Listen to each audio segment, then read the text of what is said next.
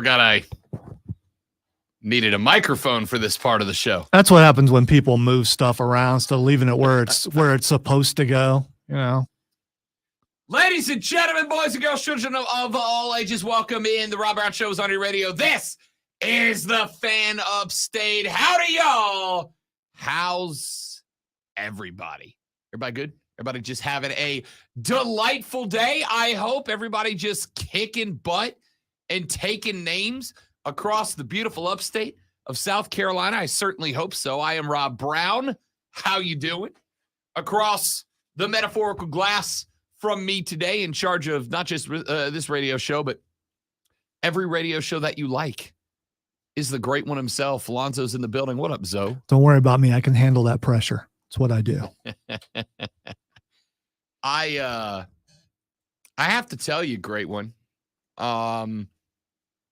Twitter was interesting for me yesterday because I stumbled upon a take that I agreed with, and I amplified that take on my Twitter account.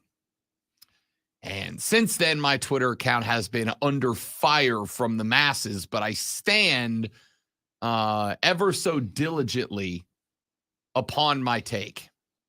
What would that take be, Rob? Because I wonder if I'm going to agree or disagree. Bagels are overrated.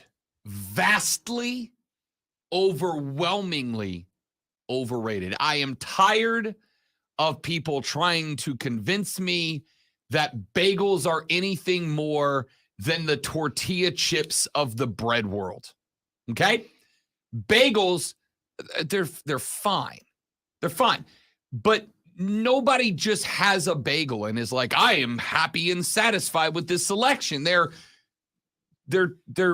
nothing more, much like a tortilla chip, than a delivery tool for whatever it is that you actually want to eat. And I know that is true because our guy Mike Stathakis, who's a food guy, right? Runs Stacks Original, one of my favorite places to go eat. He hit me back with a Jim Carrey gif of Jim Carrey going, oh, come on, with the response, bagel bites, bagel chips, cinnamon raisin bagel in New York City with a good cream cheese, turkey sandwich on a bagel with a boat ton of mayo, Asiago cheddar bagel with a garden vegetable cream cheese, sausage, egg, and cheese on a bagel. Right. My response to him was, everything you just listed is about the thing that's on the bagel, not the bagel. A bagel is a boring donut.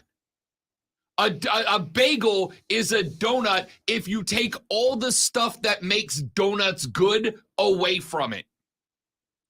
Donuts are good because they're fried and they're glazed and they've got icing and they've got filling and they've got all that.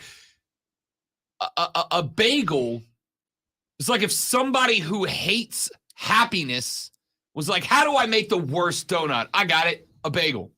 Everything that I got hit with yesterday as a response was, well, you've obviously never had a legit bagel. No. The best bagel is not as good as an Olive Garden breadstick. The best bagel is not as good as one Olive Garden breadstick until you start piling toppings on top of the bagel, at which case at that point, it's not about the bagel anymore. At that point, it's about the stuff on the bagel. Bagel bites are good. Why? Because it's pizza on a bagel and you can have pizza anytime. That's why bagel bites are good. Cinnamon raisin on a bagel. What's good about a cinnamon raisin bagel? The cinnamon and the raisins, not the bagel. Bagel in New York City with the good cream cheese. You know, you can put cream cheese on anything. Doesn't have to be on the worst kind of bread. I had no idea that there were so many bagel fans out there, but I'm standing on this hill with my sleeves rolled up and my flag planted firmly. Bagels are overrated. They are the worst bread. All right. So really quick, I agree with you. I want to say that I am one of the most patient persons you've ever met in your entire life. I'm talking about you, the collective listeners out there. If you've heard me it's been over 25 years on the air, 23 here in this building. and Admiral Akbar just going off in my head for you, Rob, because this argument about bagels is the same argument I've had about grits. The same exact argument. Everything you just said is what I've been saying about grits forever. And grits and bagels are the same thing. They're not good alone. They're only good if you put something on top of it. All the defenders say, yeah, but what about this? What about bagel bites? What about shrimp and grits? What about all this? It's the same thing. It's the same exact thing. And I believe even you have come at me about my take on grits, and you just had the same exact take on bagels, and you're absolutely right. Bagels and grits are the same thing. They're not good alone. They have to have something with them. Kind of like me doing a show on my own. It's not that good, but if you add Rob Brown into it, look out. It's award winning. I am the seasoning to your grits. All right, Tracy on stream, by the way, you can watch us on Facebook, YouTube, Twitch, Twitter, some other source, secret YouTube, deep state source. The dark web. Yeah, that's it, the dark web. Because we're Skynet. We're big. We're definitely big on Skynet. We're probably on HBO Max somewhere. Yeah, I mean, it's one of those hidden codes that they don't tell you about, but some hacker discovers it. Tracy says that she likes or that he likes playing. I can't see the picture. I can't see if it's Tracy likes plain grits too. I know it's just weird. So you like eating bagels and grits. I'm not trying to steal your thing here. I'm really not. But you finally come around to my way of thinking on something, and it's a glorious day. And I saw this on Twitter last night. I'm like, finally Rob gets it. Finally he gets it. Finally we can look across each other and go, good day, sir. We are on the same page. So I would push back a little bit. Not a lot. You plain grits people? Do you also like plain bagels? Because you're as boring as Jokovic. I will push back a little bit, not a lot, because I actually kind of agree with your analogy. I do. I actually kind of agree with it. For me, when I have grits, like what is making the grits is like the little chunks of ham that are in there, just the little dash of sugar on the top. If I'm feeling real freaky, I'll throw some like sausage gravy on top of the grits, right? Grits and gravy, grits and a biscuit. So I actually don't disagree with that analogy. However, I don't ordinarily go around trying to convince everybody that grits are like I don't try to talk people into believing grits are a great standalone food. Right. They're not. And people can't do they try, just like with bagels, they try to do that, but always they have to mention, yeah, but have you had it with? Sure. Same with bagels. Have you had it with? If you have to say that on top of it, then the food itself, it's not good alone. So I would actually agree with what you're saying, but I would go one step further and say it doesn't stop me from eating a bagel. I just need people to stop pretending like bagels are better than donuts. They're not. Like bagels are a fine standalone breakfast food. It's not. A bagel is a delivery tool for other foods. So you know what a bagel won't do that toast or a biscuit or a croissant will do? A bagel will not soak up whatever you put on it. So like if you have a local fast food, worse, by the way. Right. Like if you have a local fast food restaurant's breakfast sandwich, which is a bagel, all the grease comes out the middle. Yeah. Now, if you have it on a muffin or an English muffin, or if you have it on something else, it will soak that up. A bagel repels it. Let's go ahead and put the cards on the table. Biscuits are superior. They have a better texture. You can put some flavor into a biscuit, right? And on top of that, biscuits are a better food delivery system than a bagel. The only thing a bagel has is over a biscuit is that it's bigger with more surface area, so you can put more on there. But you know what that means? It means I can eat more biscuits. Well, and a bagel has a strength and a sturdiness to it. Sure. It does. It's not gonna fold easy like some other things are, but a biscuit made right tastes excellent on its own. You don't need butter, you don't need anything. Fresh out of the oven biscuit, but fresh out of the oven bagel is like, eh. There's like, I am not a guy who argues for food superiority of this over that, specifically when it comes to culinary regions, right? Like, I love Southern food. I grew up in with Southern food. I'm never going to sit here and be like, Southern food is by definition better than Northern food, because I've had some really good stuff in the city. Yeah, there's Boston, a good portion of the listeners who would say that, though. I absolutely. A lot of regionalism. It's not me. There is one place that I will say the South does it better, and that's the bread game. Biscuits greater than bagels, and that's not a question. That's a statement. I don't know. My mom, my grandma, all my family makes some killer biscuits. Would you consider Kentucky the South?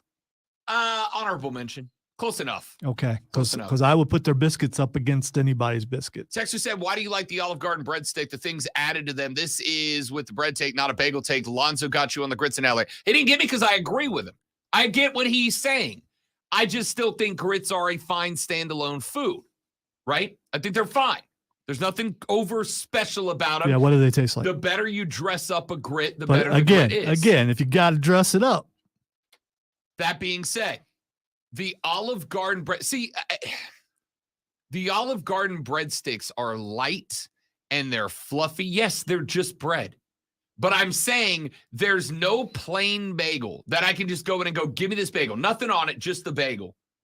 Have you ever had an Olive Garden breadstick without the whatever it's coated with? I don't know. Butter and salt? Well, it could be olive oil. I don't know. Olive oil, butter, and salt? Yeah. I mean, if you ever had one that's dry, it's not great. No, it's not. And it's still better than a bagel.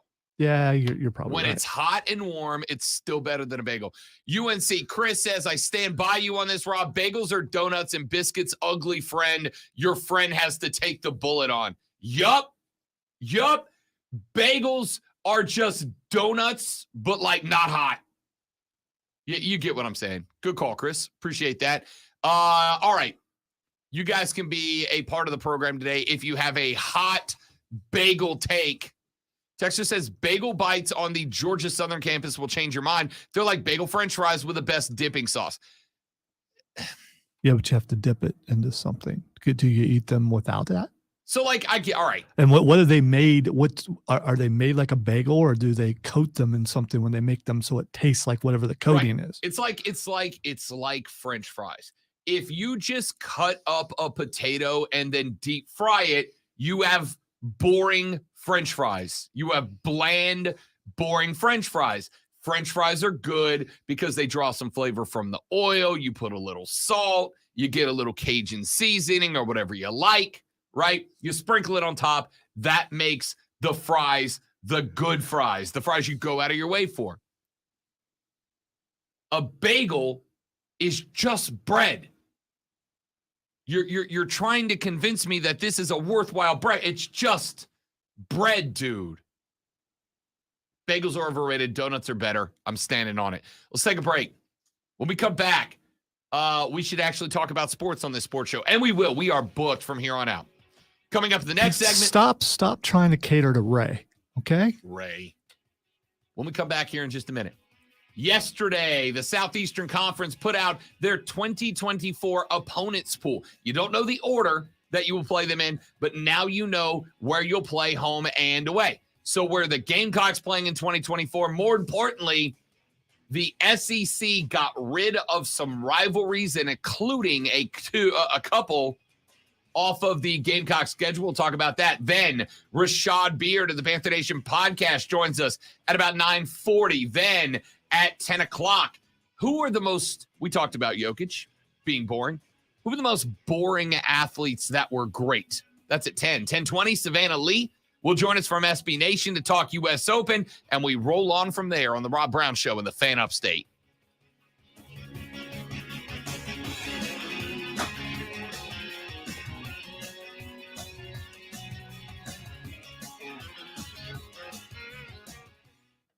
You've been missing an hour of the DA show, or you've been gaining an hour of the Rob Brown show? No, I think that was a crack. It's, it's the, we're not going to apologize.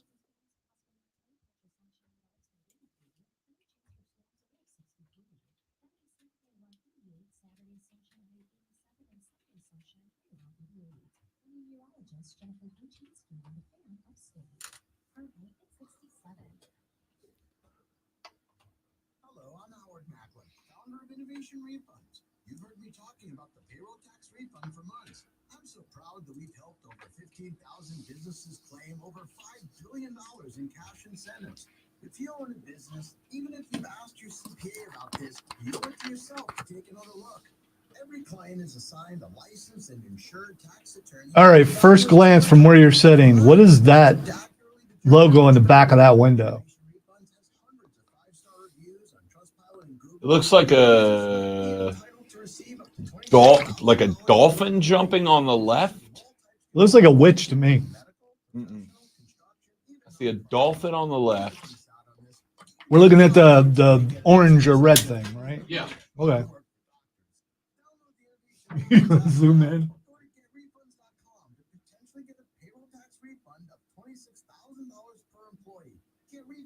What is it? Hang on. I'm working on it. You can hope the right person comes along, or you can just use ZipRecruiter. And now you can try it for free. Someone has something in their window in the parking lot. We're curious as to what it is. Or I was curious. It's like a dragon? Because that's a forked tongue.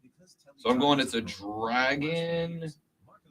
Maybe it's something anime. It does look like a dragon. It's gotta be.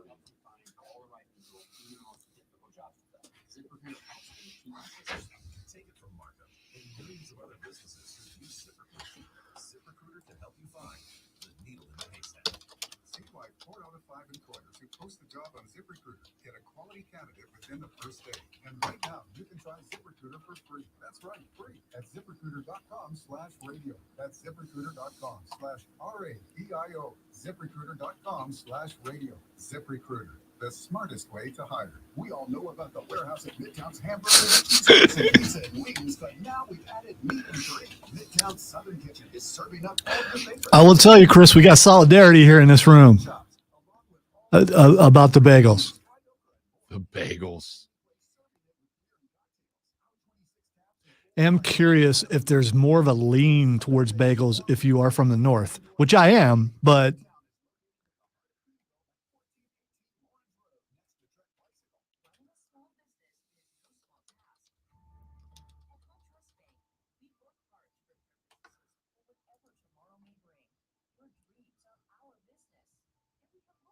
It's not a poor bagel take, Chris.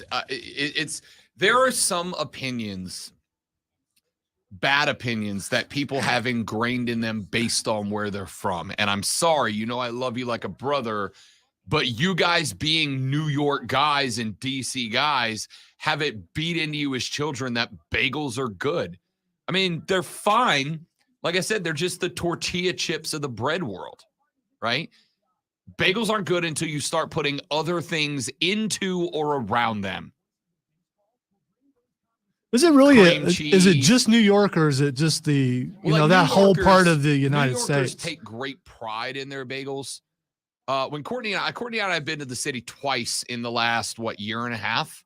Twice she has been super stoked about a bagel. Twice we've gone to a bagel shop, and twice I'm like, can I just have a bowl of the stuff they put on the bagel? Because I don't want the bread. Can I just have a bowl of the toppings? Like an ice cream shop. Chris said, yes, it is poor.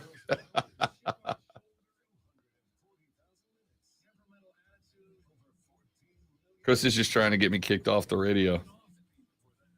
Doug tweeted and said, Montreal-style bagels will change your take. Think delicious wood-fired pizza dough. Then you know what you should have, Doug? A pizza. You should have a pizza. You shouldn't have to be like, this food is like this other food, I don't and know. That's why it's good. If you want pizza, have a pizza. Have you ever thought, I would like to eat delicious wood-fired pizza dough without the toppings on it? I have officially riled up the entire front office of the Greenville Triumph at this point. Chris is putting me on blast on the live stream. Doug is hitting me up in the tweets saying Montreal-style bagels will change your take. Think delicious wood-fired pizza dough. Dougie Fresh, I love you like a brother. If I want wood-fired pizza dough, do you know what I'm going to eat, Doug? A pizza. I just get a pizza. Yeah, not just the dough. You want the stuff that goes on the dough, and that's the whole point. Never have I ever said, you know what sounds good right now? Some pizza dough. Some solid pizza dough. I've said that about cookie dough. But ever once have I thought, if I just take a lump of cookie dough or of pizza dough, put it over a wood fire, take it out, and then don't add, cheese, tomato sauce, pepperoni, ham, sausage, mushrooms, pineapples, whatever. I'll just eat wood-fired pizza. That's it. Why would I do that? Why would I do that? Christian said John Harkes hasn't heard you. Otherwise, he'd be crushing you too. Again, there are few hills that I roll up my sleeves, plant my flag, and prepare to go full Braveheart on, but this is one of them. Texas said you're going to have these Sully Steamers lovers hit on this bagel take, LOL. I have heard multiple times about Sully Steamers. I've never been there. But again, twice I've been to New York City in the past year and a half. Twice the lady friend has been like, when we get up, let's go get bagels. Twice I have gone to the bagel shop, and twice I've been like, can I just get the toppings on the side? Like she likes a I forget what else goes on it, but it's like tuna. It's like thinly sliced tuna or salmon, like fish, like sushi fish, piled up on top of the bagel, and then there's like cream cheese and like peppercorn or something. And I'm like, do you understand? So what stops you could it? Just put that in a bowl and eat that. It's called poke, and it's delicious. What stops that from coming through the hole in the bagel?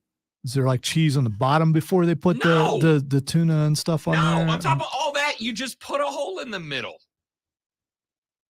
Steven says, Rob just said pineapple on pizza, and now after that, blasphemy. His opinion of bagels matters no more. By the way, pineapple on pizza is good. If you don't like it, good for you. Yeah, it's still good. It's another one of those, I don't like it because other people don't like it. I mean, pineapple and ham on a pizza? Delicious. I mean, it's a great combination. You really want to tang it up?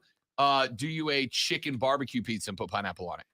Sounds good to me. Dude. Sounds good to me. All right, let's get to some sports, ladies and gentlemen. Last night, the Southeastern Conference put themselves on TV on the SEC Network. They revealed the 2024 opponents of every one of their schools, including the new schools that, of course, would be Texas and Oklahoma. All right, quick question before you get into this. So the reveal didn't even give you the exact days that they're playing these? No, just who you're playing. So this is just a setup so they can have another show when – schedule reveal. This is just horrible. I don't know. Hey, look, we're playing Florida. We're not going to tell you when we're playing Florida. You're going to have to wait till our next show. Here's why this. Stay tuned. Here's why this is important.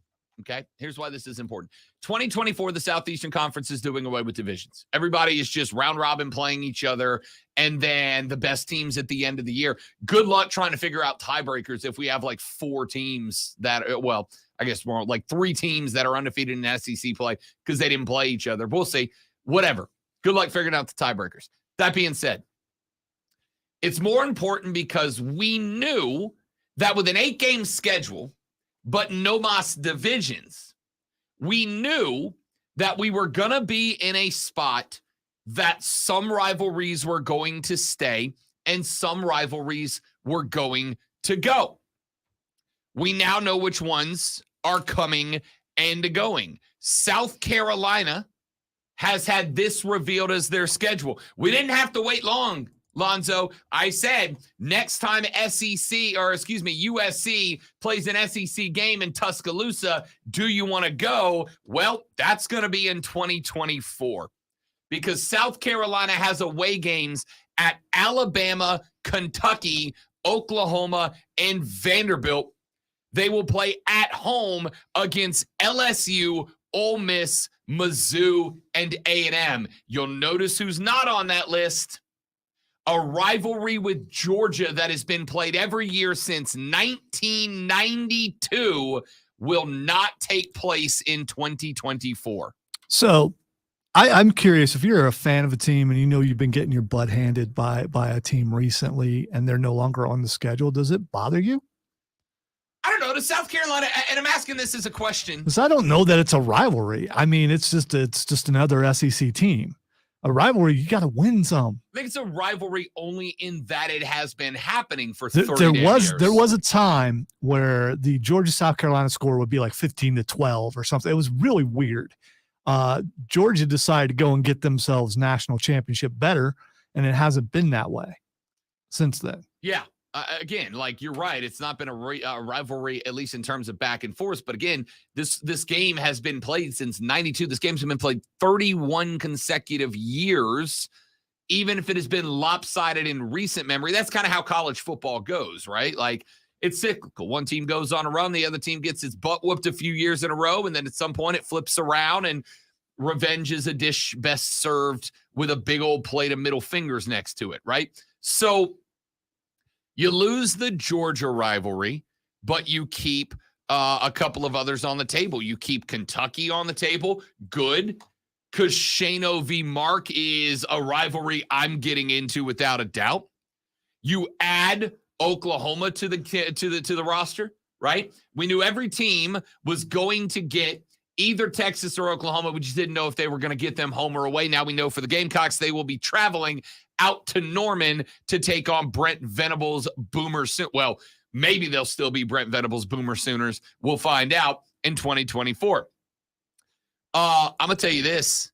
Alabama, OU, LSU, A&M, and by the way, Clemson's on the road that year. That's in Death Valley. 2024 over under, Lonzo, 7.5. I don't know. I saw Mark Ryan, that's his name, who can tune in 3 to 7 right here on the station. With Mark Ryan. Yeah. Diesel's on there too. Talking about how bad Florida's schedule was. There's no way Florida's schedule is as bad as South Carolina's is. What I mean bad, I mean Difficult. it's gonna be rough. Florida's got Georgia, of course. They kept the cocktail party. Most of these teams kept their primary rival, so they kept Georgia. They've got Mississippi State, Tennessee, and Texas on the road. Then they're back home for Kentucky, LSU, kept the Florida-LSU rivalry intact, Ole Miss, and Texas A&M. That ain't easy for them either. When it comes down to it, is there an easy schedule in the SEC? No, there's not. No, but there are some that are easier than others. Yeah, and I would say South Carolina's schedule is harder than Florida's schedule. How about this for Bama? They got to go to LSU, to Oklahoma, to Tennessee. They get to go to Vanderbilt too. Then they're back home for Auburn, Georgia, Mizzou, South Carolina, and remember that's 8. They have 3 more. One of their non-conference games, Lonzo, is on the road at Wisconsin. Yeah, but it's Alabama. I mean, they're going to be one of the best teams in all of football every single year. Correct. The only question is, do they get ground down? One team. Alabama doesn't look at this. I don't think Alabama fans looks at it the same way as a Georgia fan or as a Florida or South Carolina fan. Georgia fans look at it the same way Alabama does. It's just like, yeah, we're going to win again this year. That's what we do.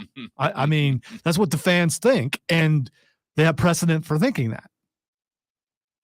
So how you guys feel about the Gamecocks 2024 schedule? You are away at Alabama, Kentucky, Oklahoma, and Vanderbilt. You are home for LSU, Ole Miss, Mizzou, and Texas A&M. So we know that we know what your setup looks like now. It's not awful. As far as the whole SEC goes, couple winners and losers, we get Georgia, Alabama in 2024. Yeah, boy. I'm in for it. Well, you may get them 3 times, though. So, no, you'll get them. You'll get, I guess if they both make the playoffs again, yeah, you're right. If they regular season, SEC championship, if they're 1 and 2 in the SEC, and then in the playoff. Keep in mind, Georgia, Alabama means one of the 2 of them is taking a regular season loss. Right. Right. But 12 teams. So. Right. So if one of them takes a regular season loss in that game, Alabama, let's say Georgia beats Alabama, then Georgia takes another L somewhere else. And like we could have tiebreakers coming to play. This is going to be chaos. I'm excited. I love chaos in college football. I wish that was happening this year, but we got to wait another year. So do I. We get Texas at Texas A&M. Good. Do you remember the last time Texas played Texas A&M? It was way back in 2011. Texas hit a walk-off field goal and sent the Aggies out of the Big 12 and into the SEC with a 27-25 loss. They have not played since then, and I know that we're nowhere near Texas, but Texas and A&M fans have been chirping at each other the whole time. You got scared of us. That's why you don't want to play us anymore, right, A&M? They've been chirping the whole time. Right from the get, Texas's first year back, they get named. And of course they did. Who else was going to be? Texas has got two rivals in the SEC, A&M and Oklahoma. End of discussion. Oklahoma's got two rivals, Mizzou and Texas. End of discussion. Let's see. We are not going to get Georgia, South Carolina, as we've mentioned. As someone with a little affinity in his heart for LSU, I was kind of hoping for LSU, Texas. That is a quiet, good rivalry that just never happens. We're not going to get that one. I think overall, though, looking top to bottom in the schedule, I actually think they did a pretty good job. I think they did as good of a job as they could have done without going to a 9-game schedule. I still think they should have gone to a 9-game schedule, but for not going to a 9-game schedule, I think they did about as good as they could do. I think that you kept a lot of the rivalries together. Arkansas, LSU is still playing for the boot. Alabama, Tennessee is still playing in the third Saturday in October. You're going to get Oklahoma and Texas getting a little bit of everything across the SEC. I think the rivalries being kept together, Florida, LSU, Kentucky, South Carolina. I know y'all don't consider that a big rivalry if you're a Gamecocks fan, but Stoopsy v. Shamo is going to continue to be great. I think they balanced the schedule out well. I looked up and down all of them. I don't really think that anybody got overly screwed, right? Alabama's schedule is brutal, specifically the road slate. LSU, Oklahoma, Tennessee, not in conference, but they also go to Wisconsin. That is a tough 4-game road schedule. But it doesn't really jump out as, oh, this is terrible. I'm interested in Georgia. They're away at Alabama, Kentucky, Ole Miss, and Texas. They're home for Auburn, Florida. That's the Jacksonville game, Mississippi State, and Tennessee. Big part of what this looks like is Tennessee legit, right? Is Tennessee legit, or did they just ride Hendon Hooker to success last year? When we find that out, the entire balance could shift to this schedule a little bit.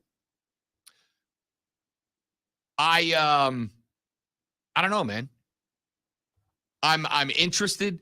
Oklahoma, by the way, how about this? I will say one thing that some folks are going to be upset about, and I would be too. Oklahoma, they are away at Auburn, LSU, Mizzou, and Ole Miss. They are home for Alabama, South Carolina, Tennessee, and Texas, except for, remember, they're keeping the Red River rivalry intact, which means that game's being played in Dallas, which means Oklahoma gets 3 conference home games in their very first year.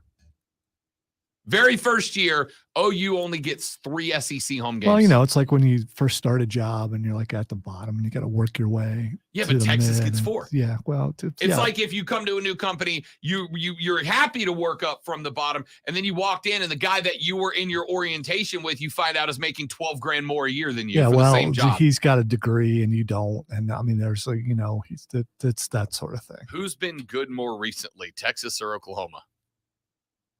Oklahoma has. Yeah, but who's their coach now? Oklahoma? Yeah. Who? Not somebody in Brent Venables that. Let me rephrase that. Somebody that might not be their coach in 2024. I don't know if that factors in or not, but it doesn't. I'd be willing to say it doesn't.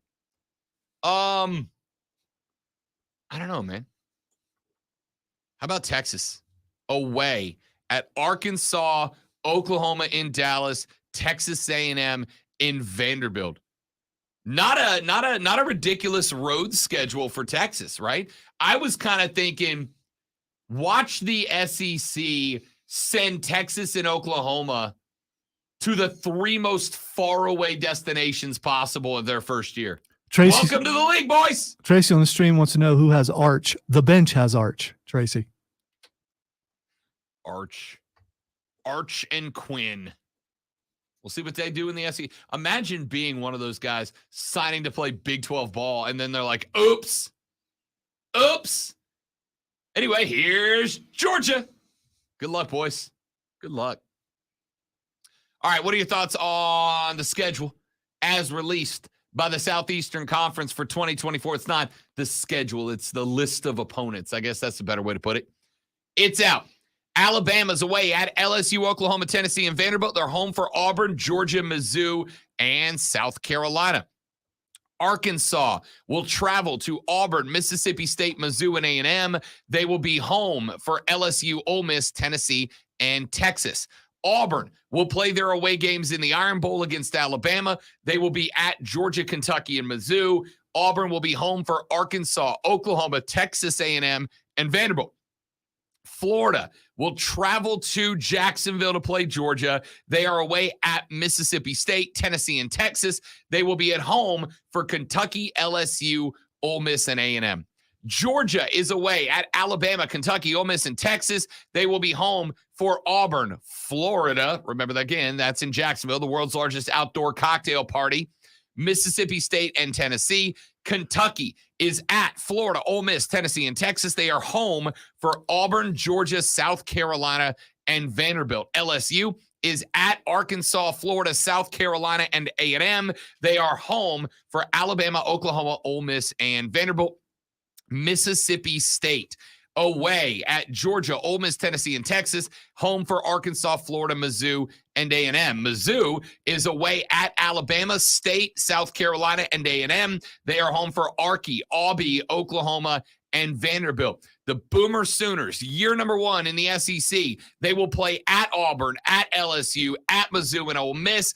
For home games, they have Alabama, South Carolina, Tennessee, and then the neutral site at Dallas. Ole Miss is at Arky, Florida, LSU, and Carolina. They are home for Georgia, Kentucky, Mississippi State, and OU. As we mentioned, the Gamecocks away at Bama, Kentucky, OU, and Vandy. Home for LSU, Ole Miss, Mizzou, and A&M. Tennessee is away at Arky, Georgia, OU, and Vandy. They are home for Bama, Florida, Kentucky, and Mississippi State. Texas, and year number 1, Arky, Oklahoma, that's the Dallas game. Texas A&M and Vandy are their away games. Florida, Georgia, Kentucky, and Mississippi State at home. A&M has Auburn, Florida, Mississippi State, and South Carolina away, and Arkansas, LSU, Mizzou, and Texas at home. And Vandy catches Auburn, Kentucky, LSU, and Mizzou on the road. Alabama, South Carolina, Tennessee, and Texas at home. So there's your 2024 look. You got any thoughts? I want them. 71307. Start your text with FAN, F-A-M. When we come back, Rashad Beard of the Panther Nation podcast joins us on the Rob Brown Show on the Fan Upstate.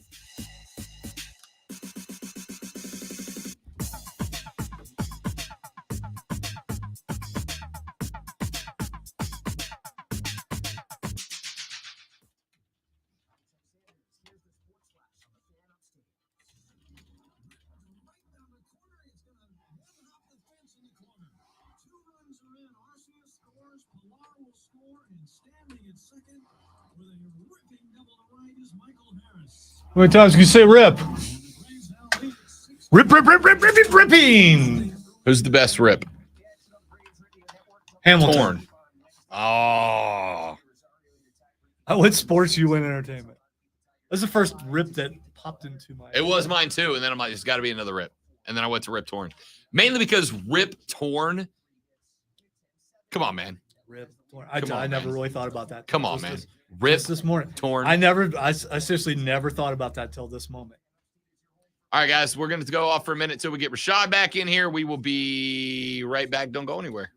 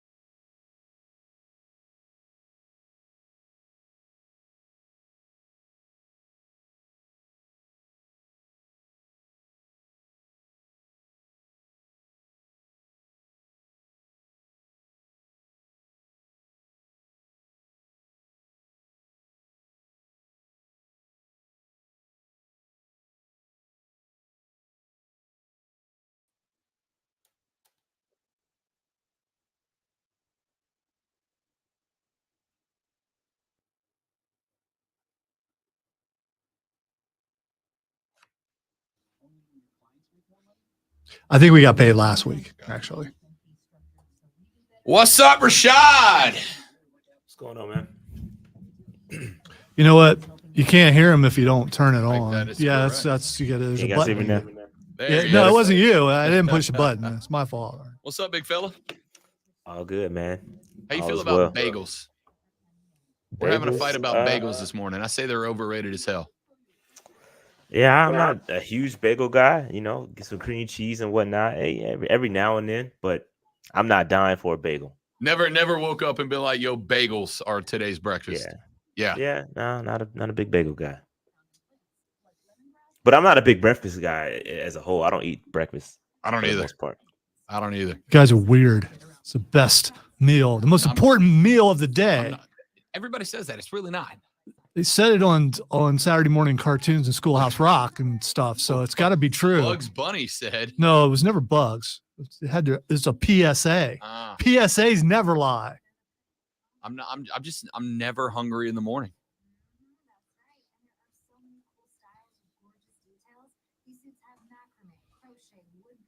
I don't think I've ever been in a room, figuratively or whatever it is, with two people who don't eat breakfast. Yes, you have.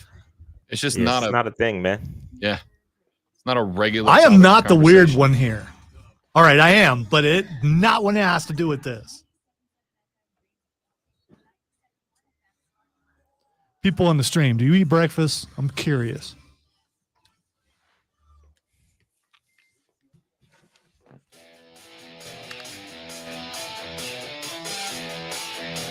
It's Thursday, and on Thursdays, we talk Carolina Panther football. We do it again now as we welcome in one of the hosts of the Panther Nation podcast. You can follow them on Twitter at Panther Nation PC. You can get at them, however, the whole podcast on YouTube by searching and subscribing to the Panther Nation podcast. They are live and drop more info than anybody else. My guy, Rashad Beard's in the house. What's up, big dog?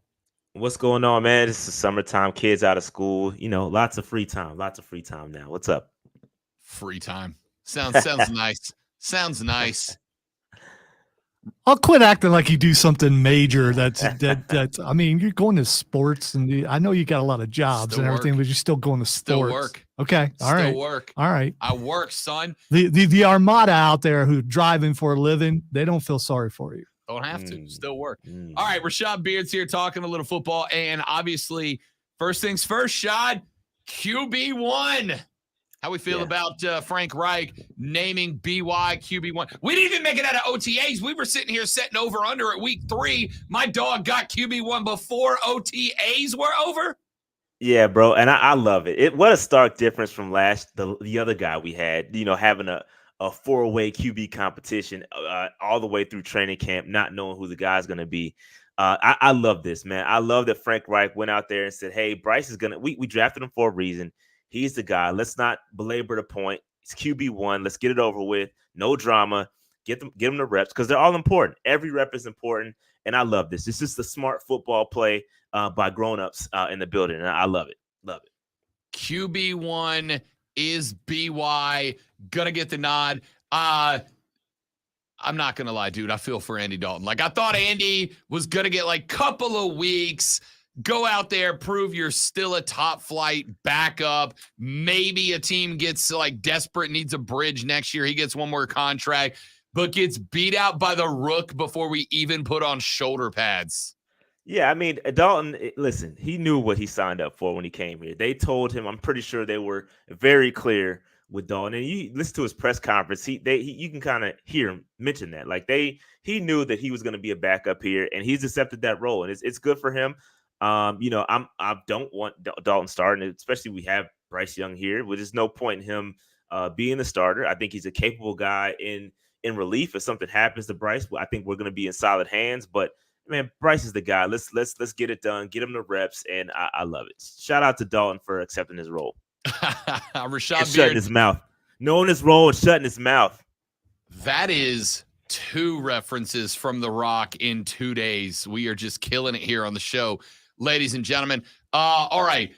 We saw yesterday that, and I blank on what writer it was. I gave him his credit yesterday, so whatever. But he listed Ike Ekwonu amongst the the next group of NFL players on the rise. And my thought was, yeah, I said that like week 5 of last year before he went on a 10-game tear of not giving up a sack and having a run block win rate of like 91% or something ridiculous. Look, on one hand, like I'm glad everybody else is starting to see what this kid is doing, but that pick's been justified, right? Like that pick's been justified. Yeah, absolutely, man. I love what Icky's doing. He had a rough go last year to start. He started out pretty rough. I think he gave up a couple sacks in the first game, but then he got it together and started to. And you saw what we wanted to see. He developed over the course of the season. Excellent run blocker. We knew that. And as soon as we started to play to his strengths, you saw him start to pan out. And I think he's going to get better and better in pass sets. And I think that offensive line as a whole is going to start to gel. You know, those guys are starting to develop some chemistry. It remains to be seen what's going to happen with Austin Corbett. He's, dealing with some injuries and it's probably going to miss some time, but the rest of that line is intact.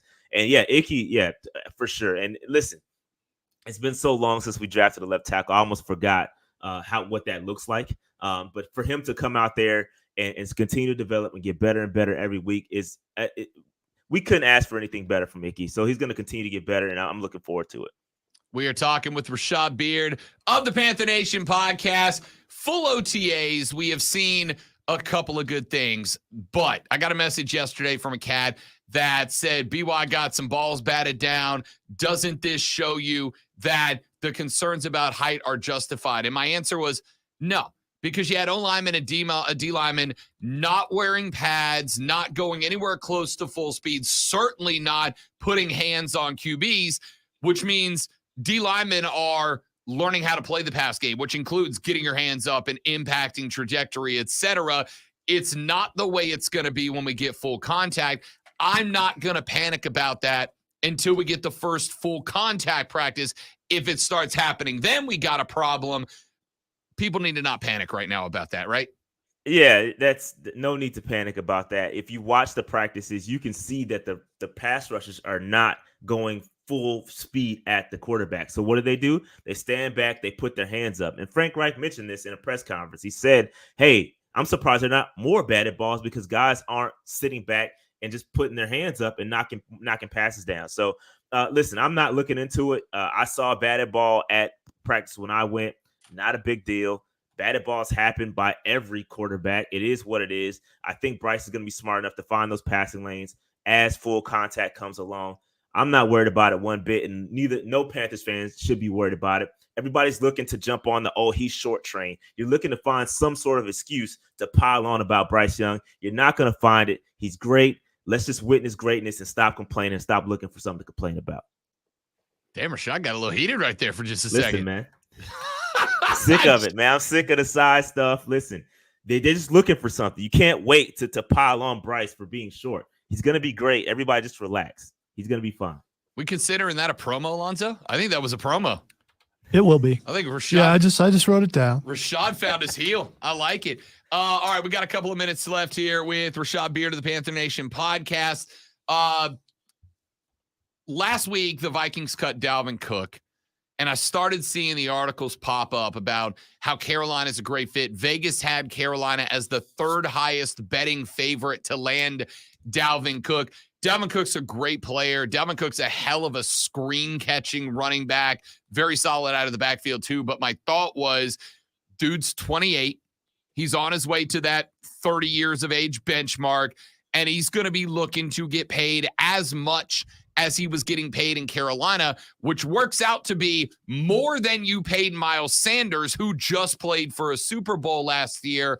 My response to the folks saying Dalvin would be a fit is, yes, he would be, but that money would be better spent elsewhere. Another edge rusher to supplement Brian Burns on the other side, another cornerback, fingers crossed, in case J.C. Horn goes down long-term again. There are better places to put that $14 million a year than another guy who plays the same game as Miles Sanders does. Yeah, didn't we just go through this exercise of paying running backs a large amount? You see how that worked out? As you can see, every team is starting to catch up. They're starting to regret these large contracts for running backs. The game is changing.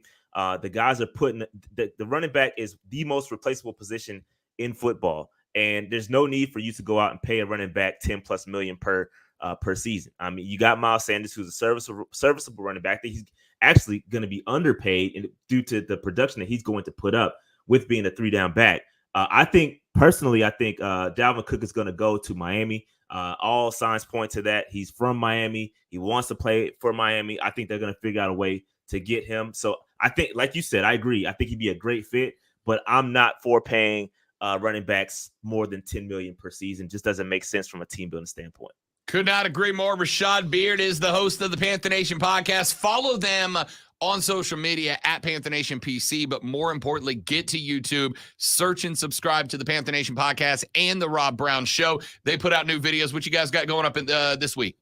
Yeah, so we just released Panther Mania. It's a trivia contest for Panthers fans. So if you want to join that, check out the link on our Twitter at Panther Nation PC to join that. Going to be giving away a prize for the winner. It's going to be fun. Lots of fun. Test your knowledge on the Panthers. Also coming up, we're going to be covering training camp soon. So training camp is coming around the corner. We're going to be out there live covering it and, follow us. So it's a lot of stuff going on. Just because it's the off season, we're still going live every Tuesday at 8:30. So check us out. September 18th, Monday Night Football. See you there, fella. Hey, let's do it. There it is. Rashad, we'll talk to you next week, big dog. Appreciate it. Peace out, guys. Rashad Beard, again, follow them on YouTube at Panther Nation Podcast. We are back after this on the Rob Brown Show and the Fan Upstate.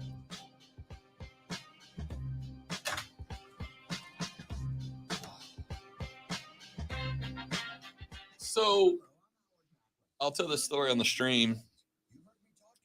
The fiance and I had a discussion earlier this week that we need to be better about dating each other, right? Like we need to do stuff together, not just sit on the couch every night and play on the phone. So yesterday she said, can we go get a massage together after I get off of work? And I'm like, yeah, that's absolutely fine. Yeah, for sure. So we went and got massages together. We did a 30-minute foot and leg massage. And I want you to know, I love my fiance so much, I let a stranger rub my feet for 15 minutes. Wow. Do you understand? Wow. Yeah. Yeah, that's I love her so much, I let a stranger rub my feet because that's what she wanted. And then we did a 30-minute back massage, right? Like deep tissue and hot stone massage, which I'd never done that before. But here was the part that was weird. aside from a stranger rubbing your feet. Right. I mean, weird for you is what I meant. I've gotten 100 massages in my life. I'm a big fan, right? I'm a big fan. So the lady who's doing my massage yesterday, I'm like face down on the table. And you hang your arms off the edge of the table while they work on your shoulders or whatever. So she's going to work on my shoulders. And this is relatively normal. But usually they stand at the front of the table, right? So like your head's here and they work your shoulders like this, right? This lady put both of her knees up on the table and was kneeling to get into my back. So her knees, like I'm face down, her knees are here and like that, right? Her groinal area is like rubbing against my hair. And I'm like, I think I'm more tense now. I think I'm worse now than I was when you started. That being said, she did that because when I walked in, they're like, how much pressure do you want on your massage? And my answer is always, I want to think you hate me, right? Like I want you to do it like I owe you money that you never are getting back. So she is like kneeled on the table and like putting every ounce of weight she has into my back. But then it got weirder because they ask you like, what is there anywhere you want us to focus on? And for me, it's my lower back. My lower back is always giving me fits. So she goes, I'm going to work on your lower back now. And I was like, absolutely, go to town. Like, this is like, I want you to hurt me. So I'm laying there on the table. And then I Like she moves the towel so it's like around my butt, but my lower back's out. And then she gets on the table and straddles one of my legs. So like she's on the table straddling my leg and she's working my back, right? Which I'm not going to lie, it was great. And then her hands go away for a second. And I'm like, all right. I'm face down, so I'm not worried about the Robert Kraft treatment, right? And then after her hands go away, Lonzo, I just feel in my lower back. Oh. She starts punching the hell out of my lower back like she's in a Bruce Lee flick. And I'm like, all right, this is a thing. All right. So then she goes to do the legs and like down to your ankle, right? It's like the whole back of the leg. And when she gets done with my legs, again, her hands go away. And this one, I still don't understand. And I'm like, I have to ask my massage therapist friends. She punched me in the bottom of the ankle, like 3 or 4 times each foot. So like my foot's hanging off the bed like this, and this is my ankle, and she's just punching it. And I'm like, what is being accomplished here? What is this? Aren't you getting what you paid for, what you asked for, though? I mean, you asked for that. I mean, yes, but also I don't understand what that accomplishes. How's your ankle feel today? The Swedish, it feels like an ankle. I mean, I was expecting some like, she punched me in the ankle and immediately I'd be like, oh, I need a cigarette. That was incredible. I just got punched in the ankle. I mean, I guess if I ever get in a fight and somebody takes a swing, I'll super kick and I can block it now. Was she a large woman? No, she was not. Okay, so I mean, you know. In fact, at one point, because Courtney had a dude who was like a big dude. And this girl walks in and she's like 5'3", maybe a $110 soaking weight. And I'm like, you will have to jump on me. So like halfway through, they left the room so that Courtney and I could like get undressed for the table. And I told her, I'm like, we should switch. And she's like, you want a dude rubbing you down? I'm like, this girl weighs as much as one of my legs. What is she going to do? You got to join the live stream. It gets weird. It gets weird. That was a great story. You need to go back and watch and listen to it. And you painted a visual that I can't get out of my head now. I just want to say, for the 2 different people, hilariously, that texted me and said, I never thought about getting a massage, and now I'm definitely not going to. No, still do it. No, don't. They're that's the exact reason why I will never. That, and I'm ticklish, and I'll kick someone in the face. I have no control when I'm being tickled. I will kick someone in the face, and that's just my daughter has the same problem. First time she had her toes done, she nearly kicked someone in the face because she can't handle being tickled. It's a family thing, I guess. I told the story during the break. The fiance yesterday, we wanted to do a date night, and she's like, can we go get a couples massage? And I'm like, yep, no problem. That's what we're going to do. And so we did, and it got weird, dude. Not weird in like the Bob Kraft way. Calm down, you pervs. All right? Wasn't like that. The whole time you were telling the story, I never thought of Bob Kraft. So, yeah, well, you're above most of our listeners, because as soon as I said massage, half the people listening to the show went, Bob Kraft, ha, ha, ha, Bob Kraft, ha, ha. So, anyway, all right. Here's a question. You feel better today, though, right? So it was worth it. Oh yeah. Okay, so it actually worked. So much. So you're saying if you have the opportunity to go get a massage, you should. Yes, 100%. They're great. All right, they're great. I'm gonna stop. But even when they're weird, they're great. Do you think we can get that lady to come in here and do that to you on the stream? For the record, what she did, for those of you not watching, I wasn't gonna go. I'm not gonna get into this because we got something else I want to get to. Just the ankle punching thing. I want that on the stream. Part of the massage was a foot massage and then a leg massage. And when we got done with that part, she punched the bottom of, and I'm talking like Jean-Claude Van Damme. Just a punch, like Hadouken punch to the bottom of the ankle. And I was like, what is this? But of course you can't say that. right? You're in a massage parlor. It's supposed to be relaxing and quiet. There are people in all over the places getting their therapy. You're supposed to be like silent in there. So you can't be like, what was that, Roy Jones Jr.? Like, are you a massage therapist who really hates ankles? Why did you punch me in the... All right, anyway. You got to get away from that. Steven said Ray is about to go postal. All right, so I got to thinking about this a little bit yesterday. And I was like, you know what? This is a fair question. Now that we have reached what I like to call peak off season, right? We're in peak off season. We're too far away from football to be diving into football. But we're past basketball and hockey, which means from now till August, it's baseball.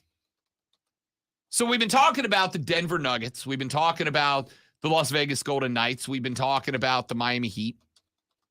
But the Nuggets and the Knights, as I said yesterday on the show, kind of have something in common, right? They have something in common, and that is they're kind of boring. They're kind of boring. They're champions, but they're kind of boring. And specifically, we zoned in on Nikola Jokic. Now, I've said multiple times, I absolutely believe that Nikola Jokic is going to be and should be considered the best postseason big man of all time. He did stuff this offseason that no big man in history has ever done before. And frankly, I'm not going to say we'll never do again, but it's unlikely. It's improbable. Nikola Jokic should be considered the best postseason big man of all time. But as Lonzo and I have both pointed out multiple times, yes, he's a boring player. There's no sizzle. It's all steak, right? He's just a meaty player. Dominate the paint, easy putbacks, ham-fisted layups. He's not going up. He doesn't need to or want to rattle the rim. He just wants to put the brown thing through the round thing and then get back and play some defense. And I love that about Nikola Jokic. So, Lonzo, I began to then think, if I was to compile a list of the most boring, great athletes of all time, who goes on that list? The most boring but outstanding athletes of all time. There was one guy that comes from a similar position who I adored as a player, but I also have to admit he was boring as hell, and that is Tim Duncan. Love Tim Duncan for the same reasons I love Nikola Jokic. Yeah, and not in Tim Duncan's defense, but that entire team was boring. So, I mean, it's one thing to be boring, but to be on a team where everyone is boring, it's boring, but dominant. Yeah. Couldn't beat him. Tim Duncan was boring. In the same way, Nikola Jokic is boring. Incredible, but boring. And then I thought about it one step further, and I would actually add to that list, Lonzo. I would add the Admiral. I'd add David Robinson to that list. David Robinson was a boring center that you couldn't beat. Yeah, the most non-boring thing about him was his journey to get there. Yeah. And then he brought that very, military discipline style of ball to the game, right? And I think that, and I thought about this when we were talking about Jokic, specifically in basketball, though it's probably true in other sports as well. When we say boring, Lonzo, I think what we mean is fundamentally solid as hell, right? Well, yeah. I mean, I guess I'm trying to think of someone in football who's boring. I got one for you. Can you be boring? Yep. I mean, you could go like Joe Flacco or someone like that. But I mean, I'm talking great players. A bona fide superstar that people know who it is if you say the name. I got one for you. Okay. Troy Aikman. Troy Aikman was boring as a quarterback. There was no flash to Troy Aikman. And on top of that, Troy Aikman, in my opinion, great quarterback. I'm not disagreeing. Troy Aikman got carried by the Dallas skill position players around him. Troy got carried by Emmett and Irvin and all these other cats. Troy Aikman was a good quarterback elevated to greatness by the Dallas Cowboys around him. Troy Aikman was boring. But was he boring because everybody around him had such flair? Does that make you boring because you don't stand out like they do? Maybe. I don't think so. I think Troy Aikman was just boring. Now, I think, again, the more boring you are, if you are still great, the better your team is. So I would say, yeah, to some degree. But like Nikola Jokic is not boring because of all the great players around him.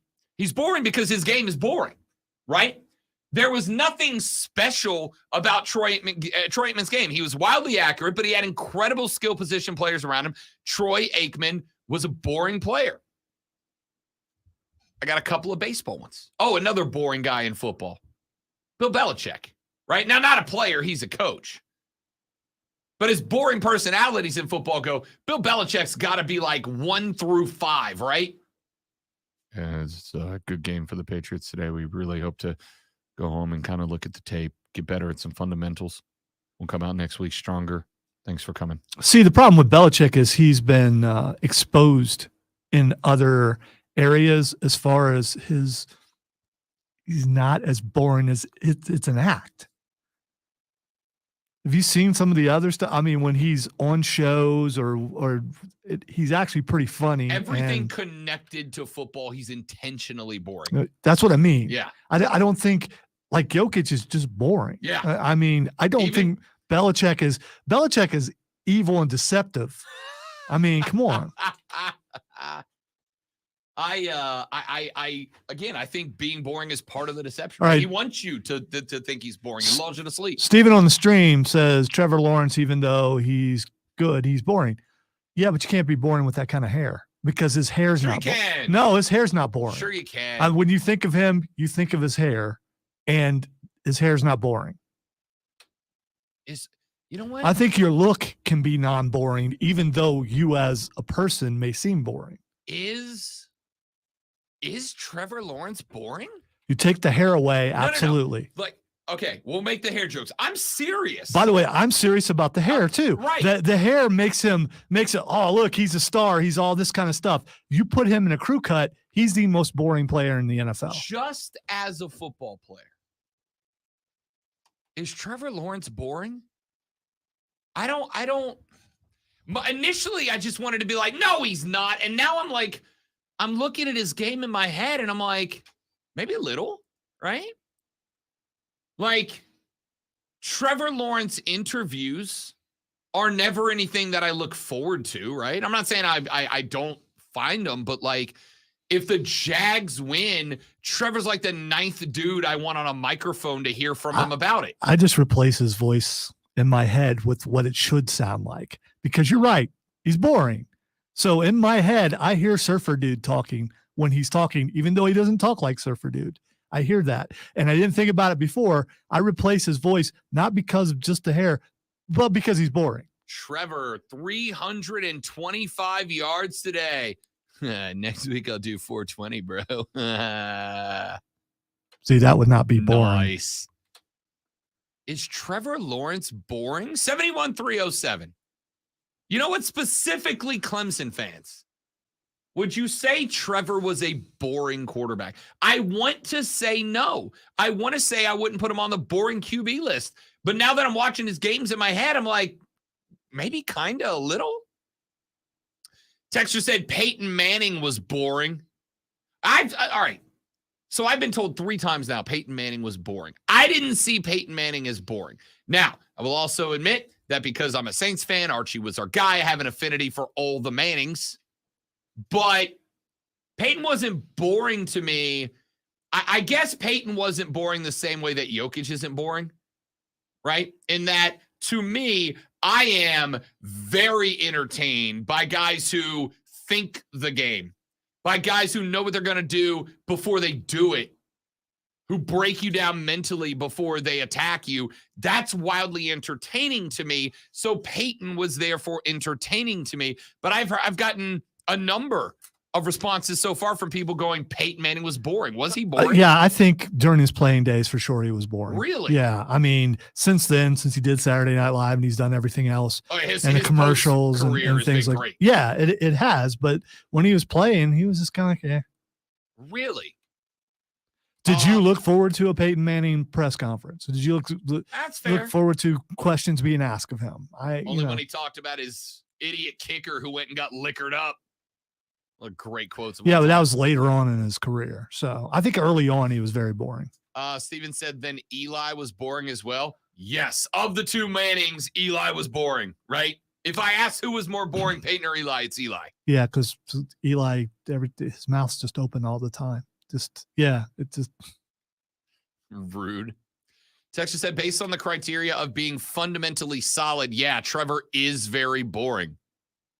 Listen, I think he could be fundamentally solid and then kick on the afterburners to do some special stuff. I would say Peyton Manning did that. I think Peyton Manning was fundamentally solid in every aspect of the game, and then every now and then would make a play that you were like, damn, Pepe. Yeah, but we're talking about being a bona fide star.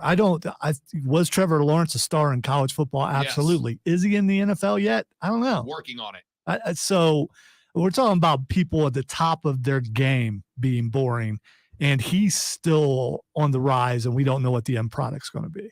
That's fair. That's fair. Let's see. Hudson said Chipper Jones was boring. No, dude, come on. Chipper was not boring. I'll give you a Brave that's boring to prove I'm not unbiased. You know who was a wildly boring player that I adore?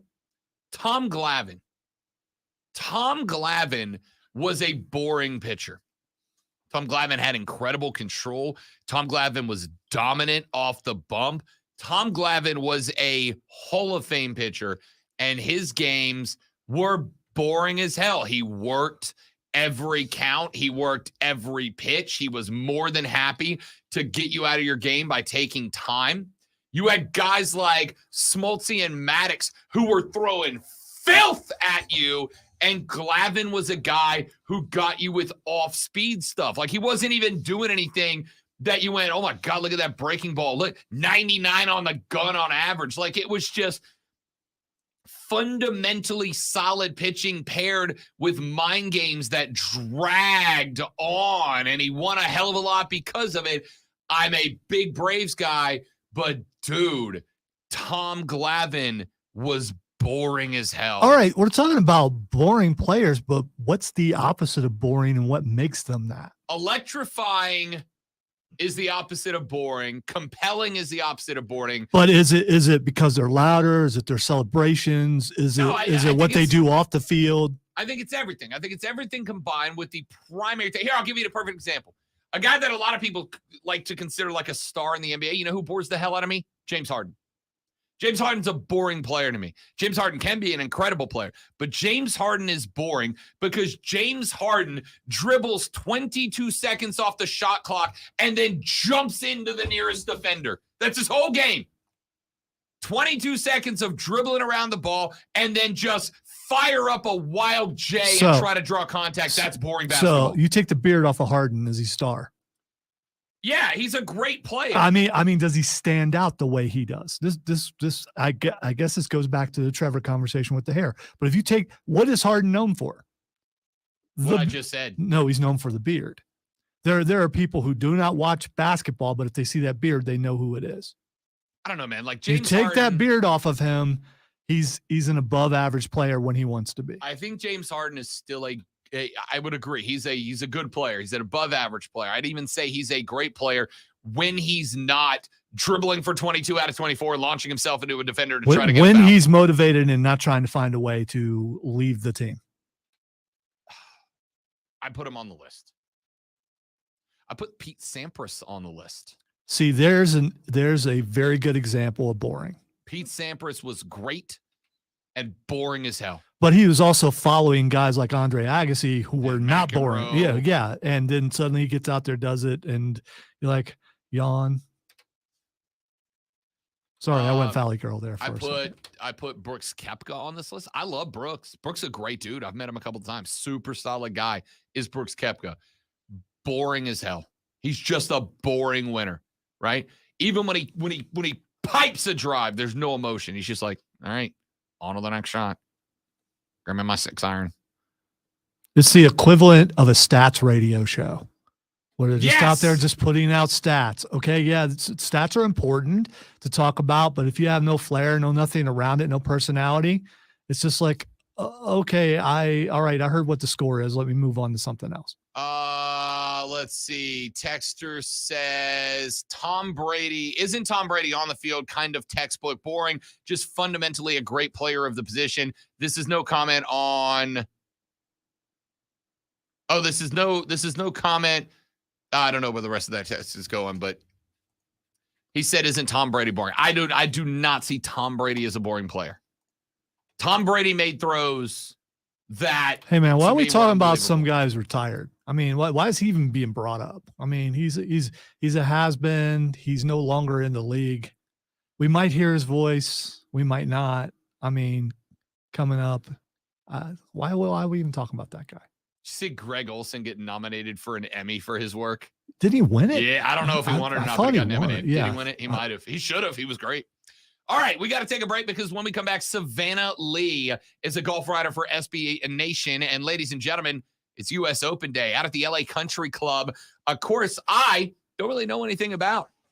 So we'll talk to Savannah Leigh next. She'll give us a couple of golfers that she likes, a couple that she doesn't. We'll hit those with Savannah Leigh when we come back on the Rob Brown Show in the Fan Upstate. Gables. All right, guys, got a live read. Y'all stay right there. We'll be back with Savannah Leigh after this. Don't go anywhere.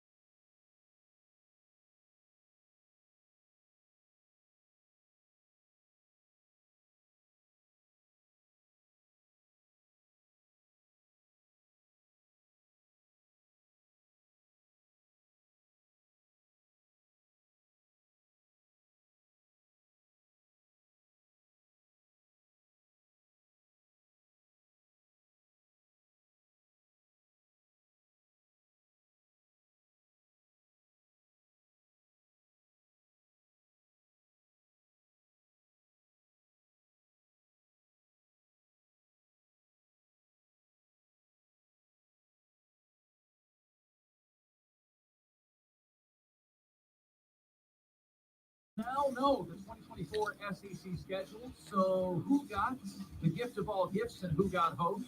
We've got the Upstate's favorite athlete bracket. Did he say who got hosed? Yeah. Casey said, if by breakfast you mean chugging a Ghost energy drink, then yes. If you consider it breakfast, then it's breakfast, I suppose.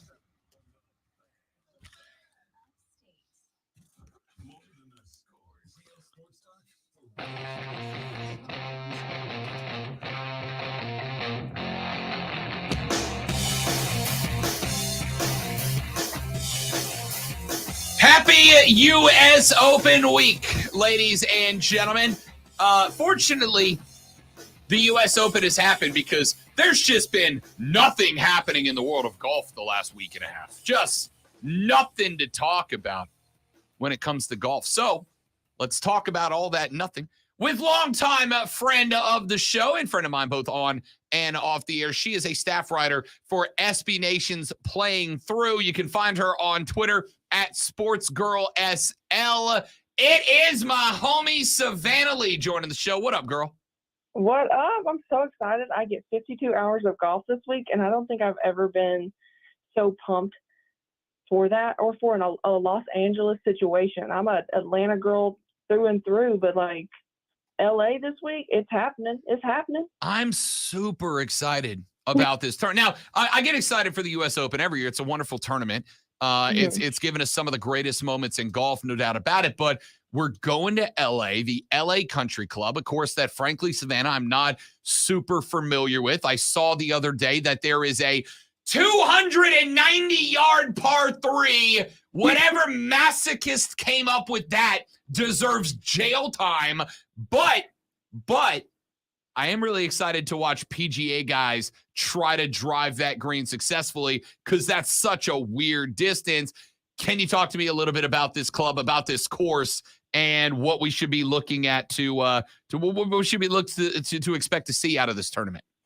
Oh, yeah. So it's a 7,423-yard par 70 layout, but there are 5 par 3s and 3 par 5s, which is pretty unheard of. Usually there's 2 par 5s or 1 par 5 or whatever, but those par 3s are going to be where the PGA Tour guys get tested. You're going to have to be strategic at times, and it's just going to be fun to watch because the par 3s are usually ones that kind of get overlooked depending on where you are. Augusta National says, hold my beer, but I digress.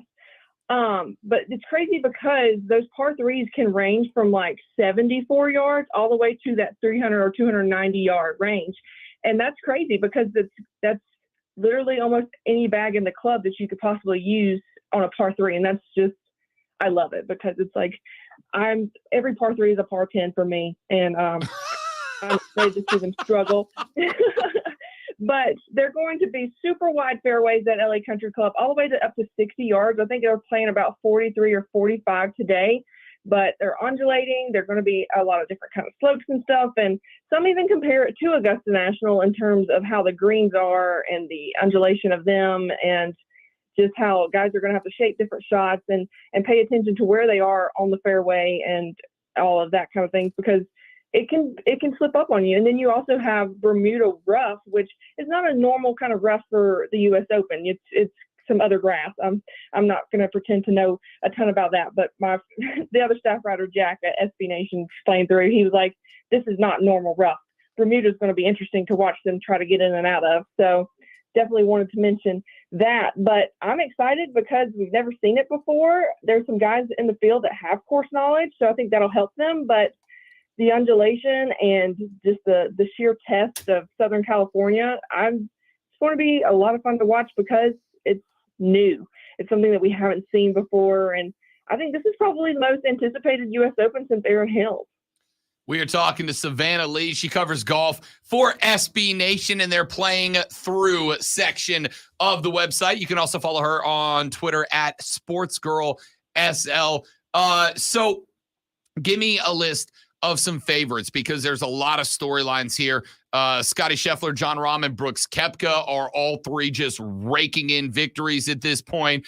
You got Rory McIlroy, who has not won a major in 9 years. You got Phil Mickelson, who is dying to get a U.S. Open win to complete the career Grand Slam. Give me 3-4 guys that you think are smart money picks this weekend? So Max Homa is one. He holds the course record that he set as an amateur, I believe it was, and it's a 61. So he knows the course pretty well. He's definitely somebody I'd watch out for. If he wins his first major anywhere, it's got to be in LA because that's his city. Then I like Victor Hovland because he's just red hot right now. The win at Memorial showed a more mature side to him that we haven't necessarily seen. That we didn't get to see him put together those rounds at the Masters and at the PGA. But now that he's kind of seen what it takes to do that, LA could really set up well for him. A wild card kind of interesting note is Sahith Theegala, who hasn't necessarily played well, but like I mentioned before, course knowledge is going to be key here. And he's played this course over 30 times. And so I think he could be in contention. I picked Brooksy for the week because I feel like if you pick against Brooksy right now, it's kind of a bad omen. The way he's able to concentrate on major championships right now, and for him to get that win at the PGA, that's just kind of like maybe the opening the floodgates is what I would say. But those are 4 guys.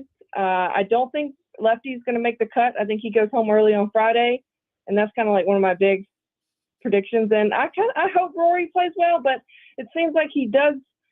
He either plays like crap the first round or he'll play well until Sunday, and then it kind of just all falls apart. He is going with 4. He has 4 wedges in the bag this week, so I'm wondering if he's been really working on that wedge game to kind of sharpen it up. I know he's super excited to play at LA, and he's been talking about it for over a month at this point, and so I'm excited to see how he plays. But it's it's either going to be a big name or we're going to see somebody win their first major championship this week. I don't think there's going to be, there's really no in between. But talk to me about your pick of Phil missing the cut. I'm kind of curious in that. Is that because the course doesn't set up well for him? Because it's interesting because you talked about distance. This is a par 70 course. There's some very long and very short par 3s. There's some interesting spots as far as risk reward scenarios. But for a guy who has kind of made his money with his short game, I kind of assumed this course was going to set up somewhat well for Phil Mickelson. What's talked you into thinking he's going to miss the cut? Well, the U.S. Open is kind of his kryptonite. He cannot get over that hump. And with all the other stuff going on with LIV and the PGA Tour and everything, I think he's been kind of what Rory is, but for LIV. And so all of that pressure is sitting on him. You notice he's kind of stopped talking since everything's gone down, which probably says he's focusing on the U.S. Open. But I think all of that's going to weigh on him. I think he's going to try way too hard to push and be super aggressive because he knows he's got to be able to keep up with a lot of these young guys. I mean, he did it at Kiowa at 51, so I'd happily eat crow if he makes it and does something great this weekend. But I just think that he's going to put too much pressure on himself. His game's there, but, I think it was, T58 at the PGA Championship. And, he plays well in Augusta most of the time anyway. But this one's a gauntlet. And if he doesn't keep it in the fairway, he'll struggle. He's got the putting, but his putting's been a little bit up and down. So it's just not up to where Brooks and a couple of the other guys that are putting well are. So that's kind of like where my head is thinking. I think it's more about the off-course stuff that's going to affect him than it is necessarily his game. We are talking with Savannah Leigh. She covers golf for SBNation. Find her on Twitter at SportsGirlSL as we get set for the U.S. Open out at the LA Country Club. All right, let's kind of get to the other big story of the last couple of weeks, and that, of course, is this LIV Tour PGA Tour merger. And before we get full blown into that, let's talk about its impact on these guys, right? Because I think we talk about a Rory McIlroy, and to say that this is not going to occupy some headspace, I think would be wrong. I can't imagine Rory's not infuriated with what's happening here. On the other hand, you've got guys like Bryson DeChambeau, guys like Phil Mickelson that I'm sure are, I don't want to say elated, but are very happy because they took a gamble and holy crap, did it pay off for them? How do you think the news of the last week and a half might change the way some guys, I mean, I'm sure there are some PGA Tour guys that now they definitely want to beat the LIV Tour guys. I think there are probably some LIV Tour guys that are very happy about what is going to be eventually, I'm sure, a return to the tour. Do you think it has any mental impact on some of these guys going out this week? Probably so, just because it's such a huge storyline. I don't necessarily agree how Jay Monahan did it, like not telling players, especially the ones that are on the player board, about the deal or the merger or whatever you want to call it. Some people are like, it's not a merger, and then other people are like, it's are, and it is. And so it's very confusing in that sense of why he didn't tell them. And I think that's going to be where those guys are kind of not hold it against him, but are like, okay, well, we just better pay attention closer to things now, because it's clear that, this is not a player-read tour like we're assuming that it should be. And all this is speculation and me being an opinion for me, because I don't ever want anyway. Yes, I do think it can affect them. I find it interesting that the USGA paired Brooks and Rory together with Hideki Matsuyama. I don't think there's going to be a ton of animosity between players. I think it's a lot of surface level things and what gets pushed into the media, because that's what it's gone on the entire time, bickering back and forth. I do think Phil will probably chirp a little bit, but at the same time, that's just Phil. He's someone that definitely talks a lot. But like I said before, after everything kind of came out, he shut down. I don't know that Liv will survive the end of this year with this deal. I think of that still up in the air. I think there's so much still up in the air that it's hard to be like, well, this is what's going to happen. And the whole compensation thing, and I think they were trying to get ahead of it before the U.S. Open, so it didn't shadow the U.S. Open week, and which is why it leaked last Tuesday. But I do think that there's still a lot of unknowns and a lot of things that they have to iron out. I mean, the DOJ just got involved and claiming a lot of antitrust situations with the whole deal. So this may not even go through. It's just all up in the air. But at the end of the day, these players hang out with each other off the course. Brooks and Rory and so many of them live in Jupiter. So that it's not like they just hate each other and they avoid each other. One just made a choice to go to live, and the other chose to stick with the PGA Tour. Now, if this happened 6 months ago, I do think Rory would have a lot more animosity. But at this point, the way that he continues to talk about it, he's just kind of accepted it and is probably glad he doesn't have to be that sacrificial lamb anymore. It's interesting to me because not just because Rory's stuck with the PGA, but when we learn the details of what he turned down to do so, right? Rory between $300 and $400 million. Tiger Woods turned down $750 million to remain loyal, allegedly, but at the same time, he's not actually denied that. So I'm electing believe it because I love drama, Savannah. So when we go ahead. Said last in one of his memorial interviews that he was not approached or offered any kind of money, which take with a grain of salt, because he could just be saying that, especially during the height of the whole breaking news of everything. But that's what he said in a press conference, which is why I say allegedly, because he could be lying. He could be saying that to be like, nope, I didn't get approached, so blah blah blah. But I'm with you. I'm like, until I see some papers for him saying, no, I'm good or whatever, I'm kind of speculating on that as well. It's let's assume, for the sake of making it interesting, that Liv offered them something. We don't necessarily have to say it's 400 mil or $750 of a bill. Let's just say that they got offered something similar to what guys like Bryson DeChambeau got offered, and they turned it down. They decide to stay. We got told last week that the PGA Tour is trying to work up some sort of plan where the guys who stayed would get equity back in the tour, right? So as the tour profits and prospers from growth with Liv and the DP World, et cetera, they would get a stake in that as if they own shares, basically, in what is now a is no longer a not-for-profit. To me, my whole thing was, dude, let's say it was $100 million, right? Let's say Roy didn't get offered $4. Let's say $100 million. I don't see a world in which the PGA Tour offers equity that over 5, 6, 7 years equates to $100 million worth. So I still kind of wonder what the next set of hurdles is for the PGA Tour to get these guys to where they're like they accept the future, other than, Savannah, to strong arm them and go, yeah, you might be mad, but where else you gonna play, bro?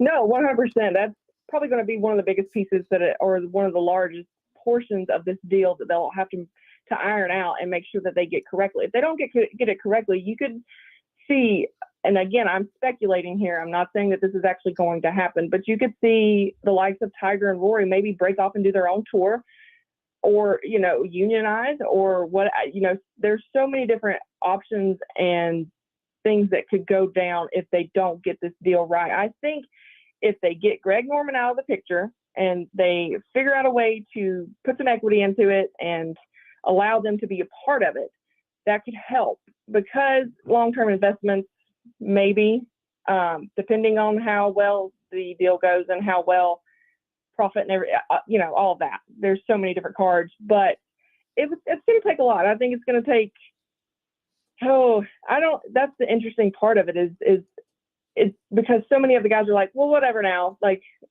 you know, as long as we get to play the best players in the world. And Rory's like, well, I've just kind of accepted it. And I'm like, have you though? I think there's probably a lot of behind the scenes stuff going on.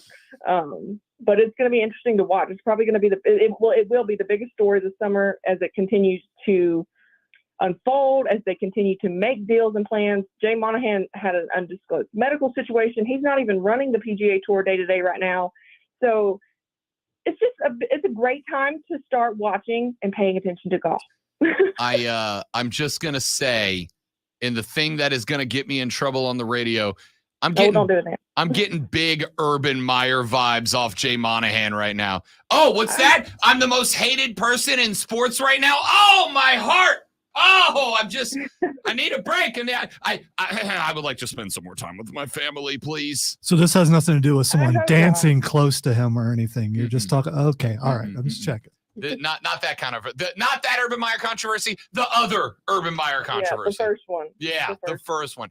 Savannah Leigh covers golf for SB Nation and the Playing Through section of the website. You can find her on Twitter, at SportsGirlSL. She is a must follow during U.S. Open week. Going to be a great tournament, Savannah. Look forward to getting you back on next week to break it down. Thank you, ma'am. Awesome. Thank you so much, Rob.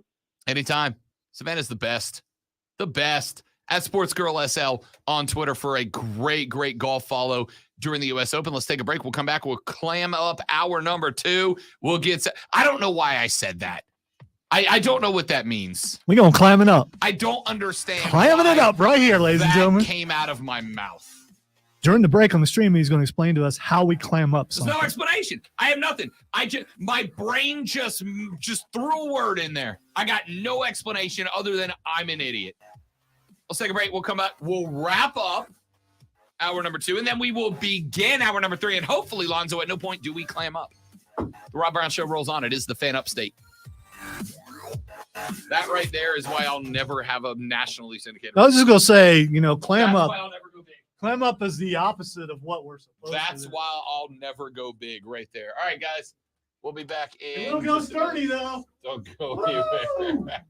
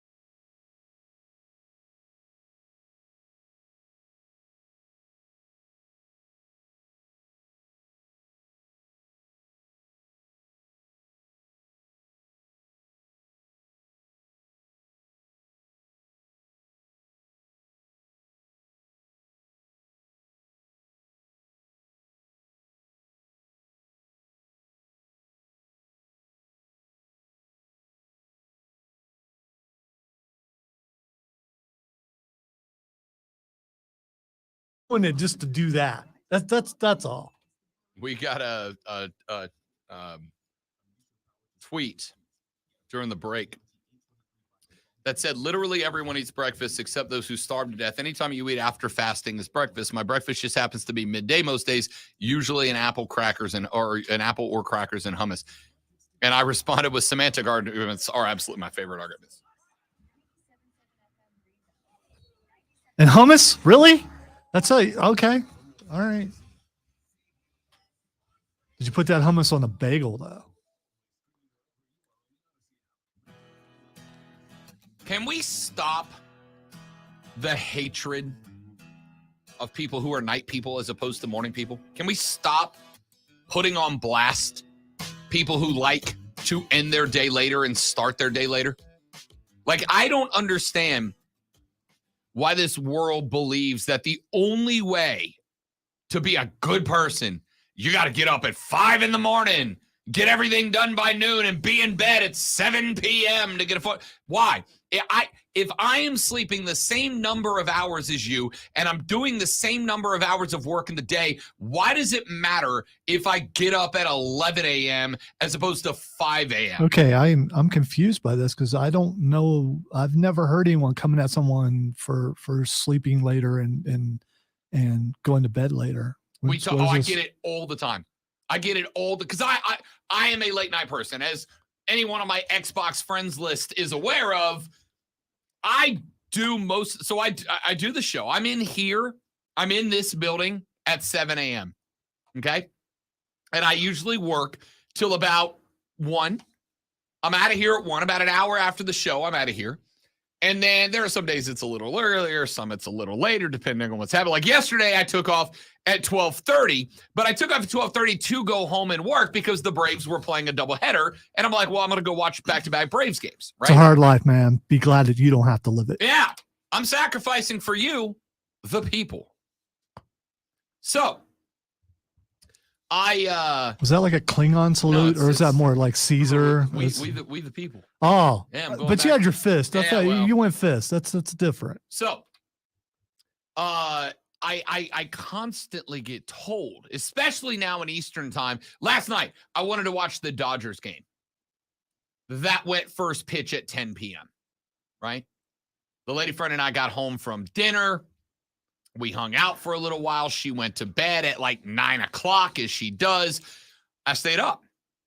I watched a little baseball. Why did you sound critical about her going to bed at 9 o'clock? I'm not critical. The tone kind of belays. Not in the least. All If right. that is when you want to go to bed, it's when you go to bed. But I told her, I'm going to stay up and watch baseball. She's like, you're not going to bed. Like, she was stunned that I wasn't going to bed. I'm like, no, I watched the end of the Yankees-Mets game, 10 innings, phenomenal game. And then I stayed up to watch the 10 o'clock first pitch of the Dodgers. Well, you do have a nationally syndicated baseball show on Saturdays. You probably should. True, but I also would even if I didn't, because I love baseball. Giving you an out here. I know. I appreciate it. I'm saying I don't want the out. Right? I'm being the wingman over here. You are, and a great one, as always, and I appreciate it. I'm saying I don't want the out. I get so sick of people that are like, if you don't get up at the butt crack of dawn, and if you aren't in bed by 8 p.m., you're a failure. And I'm not. I am working the same amount, if not more hours than most everyone I know, right? I just do better work, and I am more awake when the sun goes down than you are. Why is it that this world has this paradigm that if you're not in bed at 8 and up at 4, that you can't be successful? Yes, I can. Not only can I'm doing it right now. Right now. Stop with it.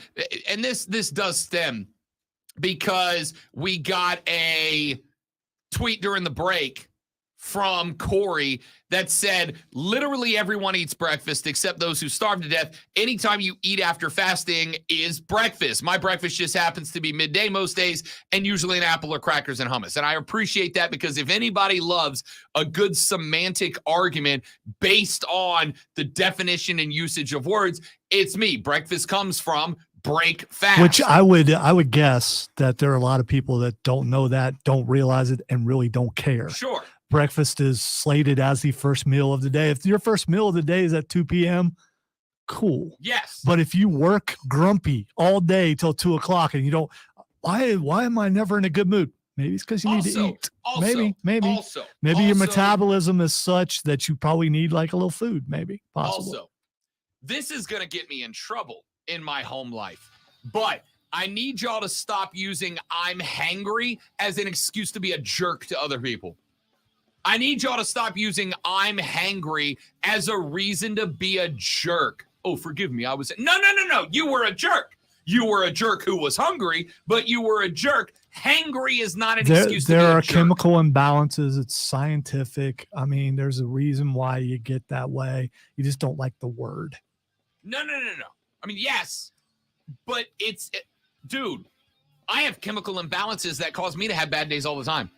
You know what I don't do? Be a jerk. Don't be a jerk. You're hungry. Don't be a jerk. You go to the restroom and you feel better. That's probably what I mean. Hour number 3 is around the corner on the Rob Brown Show in the Fan Upstate.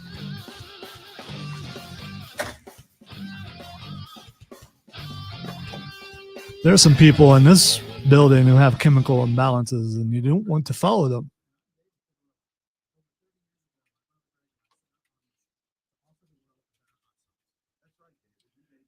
I will tell you, if I'm ever angry because I'm hungry, I'm just going to tell you I'm mad because I'm hungry. Get out of my way. I'm mad because I'm hungry. Why am I mad? Because someone called in and I had to work and I didn't bring enough food. And yeah, it's usually how that works. Have you ever tried to eat breakfast? It's one of those times where I could sneak in the fake words. Well, what do you want me to ask him so he can pretend like he's not? Now he's pretending like he's not listening. I'm not. We got a text back from that guy who said, time to change definitions or delineate descriptions of what we mean. It's like, no, but the usage of words change over time.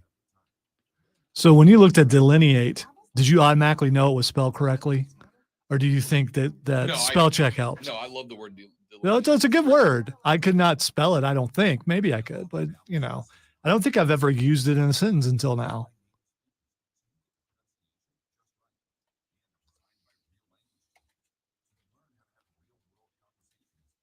I think delineate was used in an NXS song. I think possibly.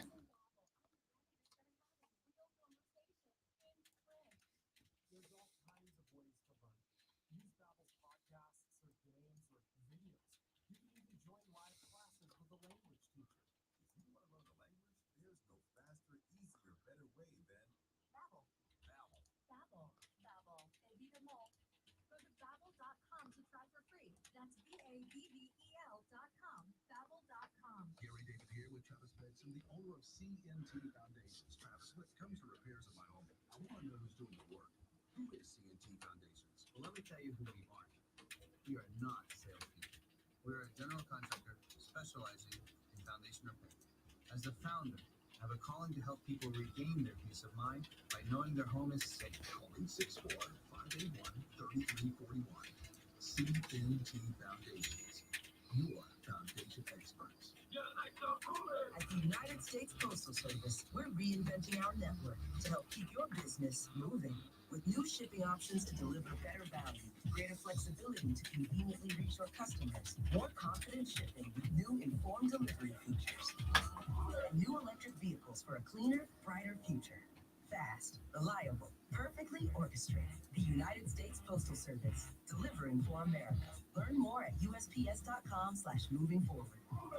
What's up? It's a Target trend. Is Rob hangry right now? No, I'm not. Yeah, he is. No, I'm not. I ate a granola bar. I'm perfectly satisfied. Yeah, absolutely is angry right now. I'm just tired of being told that if you want to be more successful, you have to go to bed early. No, I don't. In fact, it's quite the opposite for me. If I go to bed early, I will be less successful. It sounds to me I already don't know what I'm like talking you're about, trying to know be less. rebellious because you feel like people are coming against what you consider your lifestyle, and so To you're some degree. railing against it. It's not rebellious. It is. You know what? Know your place, Rob. do things conform to how society does things. Know your place. So if people are coming at you that way, which they kind of are, is because traditions are you do things this way. So you're rebelling against tradition. So you're rebellious.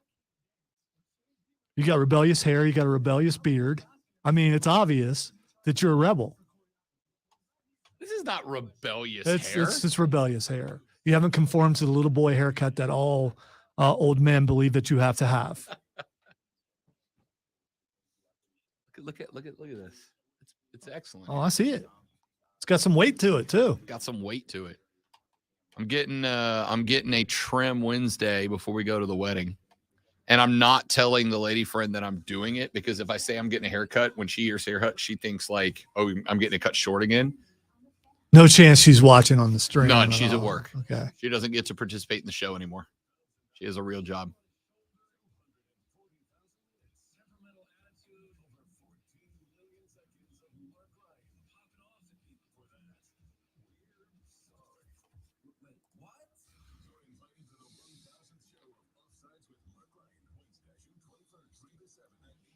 It's second breakfast and 11sies, Stephen, obviously. But have you heard of second breakfast? QC in the first break.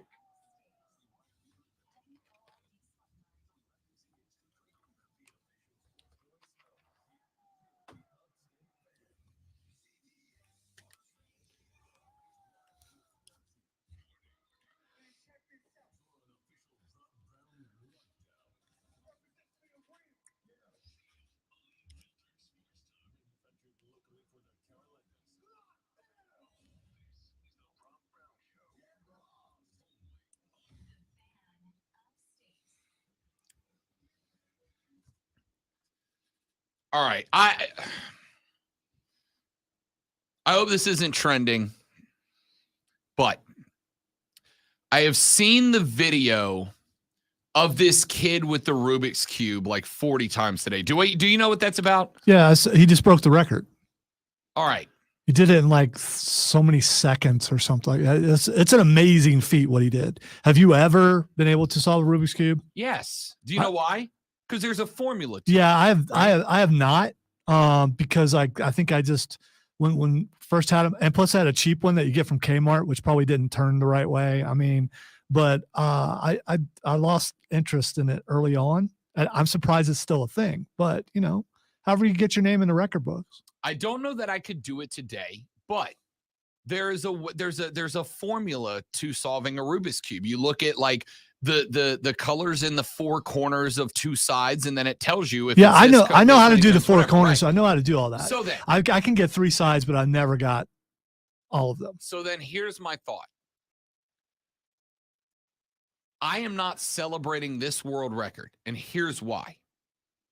I'm not celebrating this world record because they let the kid look at the Rubik's Cube for like 12 seconds before he solved it, right? It's under a towel, and then they remove the towel, and then he gets to pick it up and spin it around and look at all the sides of it and evaluate it, then put it down, then the clock starts.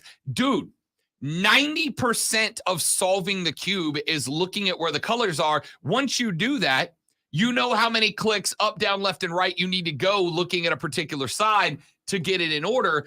This is not an accomplishment. Well, you ran 90 of the 100 meters and then set a world record for the last 10. All right. No. So the person who held the record before this kid, if they were under the same circumstances, then he's just doing the same thing. If the other person was allowed to do what you just said they did, as far as being able to look at it, then it's okay because it's the fastest one under those circumstances. Sure. Then I don't respect any of those world records. If we are going to say the fastest to solve the Rubik's Cube, then it should be covered by a towel, should be scrambled by a random person, set down, covered by a towel, and your time starts when the towel moved. When you get to look at the Rubik's Cube, that's when the timer starts, and not a second before. Because if I get to look at it, I've solved it. I already know what it is. Now, the world record, Lonzo, should not be fastest to solve the Rubik's Cube. It should be fastest to spin the Rubik's Cube. Because you solved it in the 13 seconds that you were staring at it. You didn't solve it in 10 seconds. You solved it in 20. And that is my beat up nerd segment of the day. Yeah, I'm not buying it. I'm standing by it. I mean, if the world record, if everyone is under the same circumstances and you did it under the same circumstances as someone else did, then you've got the world record. And there are weird world records in a ton of different things. Yep, Guinness has gotten ridiculous. Just because we don't recognize them, Guinness does. Guinness has gotten ridiculous. I don't disagree. And they are the experts. So, I mean, all I'm saying is, if we are going to give these nerds world titles for solving a Rubik's Cube, they should not be able to see the Rubik's Cube until it is revealed and the clock is started. Stop showing me this like I'm supposed to be impressed. I'm not. Show me the kid that doesn't get to look at it until the clock starts and then does it in 10 seconds. That kid will blow my mind. All right. Steven says, they'll give Rob a Snickers. He's hangry mad. You know what it is? Dude, you know what I've realized it is? You're mad over a kid in a Rubik's Cube. You know what I realized it is? I figured it out. You know what it is? How many monsters have you seen me drink this week? I haven't really paid attention. So I just, Zero. Not one. I am trying to kick the monsters and caffeine push, right? I'm trying for real this time. I have made it from Saturday to Thursday without one of them. That is a big deal for you, and I guess that makes sense. Getting off the caffeine will cause you to be a little angry when you're used to that. It's just withdrawals. That pick me up, yeah. Just withdrawals. If you're shaking or cold, you let me know, and I'll go get you a jacket. I'm not going to hug you though. All right, ladies and gentlemen, let's get to this. Eastern time, 10:00 tonight. The United States men's national soccer team takes on El Tri. Okay, why are you complaining? You just went through all this thing saying that you're a night person. Why are you complaining about something being on at night when you're up anyway? There's a difference between watching the Mets and the Yankees play versus my team play at 10 o'clock at night. Because if my team plays a 2-hour game at 10 o'clock at night, that means that game is over between midnight and 12:30. And if it's the game I think it's going to be tonight, it means that about 12:15, my heart rate's going to be about 190, and I'm going to still be 2 more hours from bed. Yeah, but you're a night person, so why does it matter? There's a difference between night and very, very early morning person. Okay, when does night become early morning? Here's is that why. 1 a.m. or is it midnight? Listen, I'm in bed between 1 and 2 most nights. 1 and 2 is Which usually would be about the time when this game is over. I'm just, right, but it's my team. Hey, yo, There's a difference between. I bet there's a monster in the fridge, man. You want me to go get it for you? I go get it for you. And you know what? I can go down the store and get you some more. It might cost you a little bit more, but I could do that. I could do that for you because you're my friend. I'll do that for you. Hey, you feeling a little sluggish this morning? I got a little something for you, huh? It's down in the trunk. What do you say you and I take a little walk, huh? All right. U.S. Soccer kicks off tonight. They will be taking on Mexico in the CONCACAF Nations League semifinals. The winner of this will take on the winner of the other semifinal in the late game. Championship match berth is on the line. This one is taking place in Chicago. Scratch that, in Las Vegas at Allegiant Stadium, set for 10 p.m. and will be broadcast live on Paramount Plus. Fans can also follow it on the team's social media. I'm interested. Scratch that. I'm interested as a fan. Yes, I always will be. I'm interested because we've got some decisions to be made and we've got some interesting names on the current roster. We know Matt Turner's going to be back in goal, but Sean Johnson's on this roster as well. Could we see some changes, some shakeups in front of the sticks? Serginho Dest. This is a wonderful time for Serginho Dest, who is currently playing his ball for AC Milan, to secure his spot across the back line. And Serginho Dest is a much-needed guy. He is a guy that is talented enough to get into the midfield and help on the attack, but still be trusted as a back. Anthony Robinson, the guy they call Jedi. Would love for him to get back into form in this match tonight. Miles Robinson is back there. There's also a couple of classics. Walker Zimmerman's back there, former Furman Paladin. It's going to join. In fact, we should try to get Walker on the show, shouldn't we? I got to get Walker on the show. Up in the midfield, Luca De La Torre's up there. Johnny Cardoso's up there. Weston McKinney, Yunus Musa, Gio Reyna, and Alan Senora. Now, here is one of the most interesting things. What does Gio Reyna look like? What does Gio Reyna look like under the next interim manager, right? Because we know BJ Callahan is playing the role of interim manager tonight.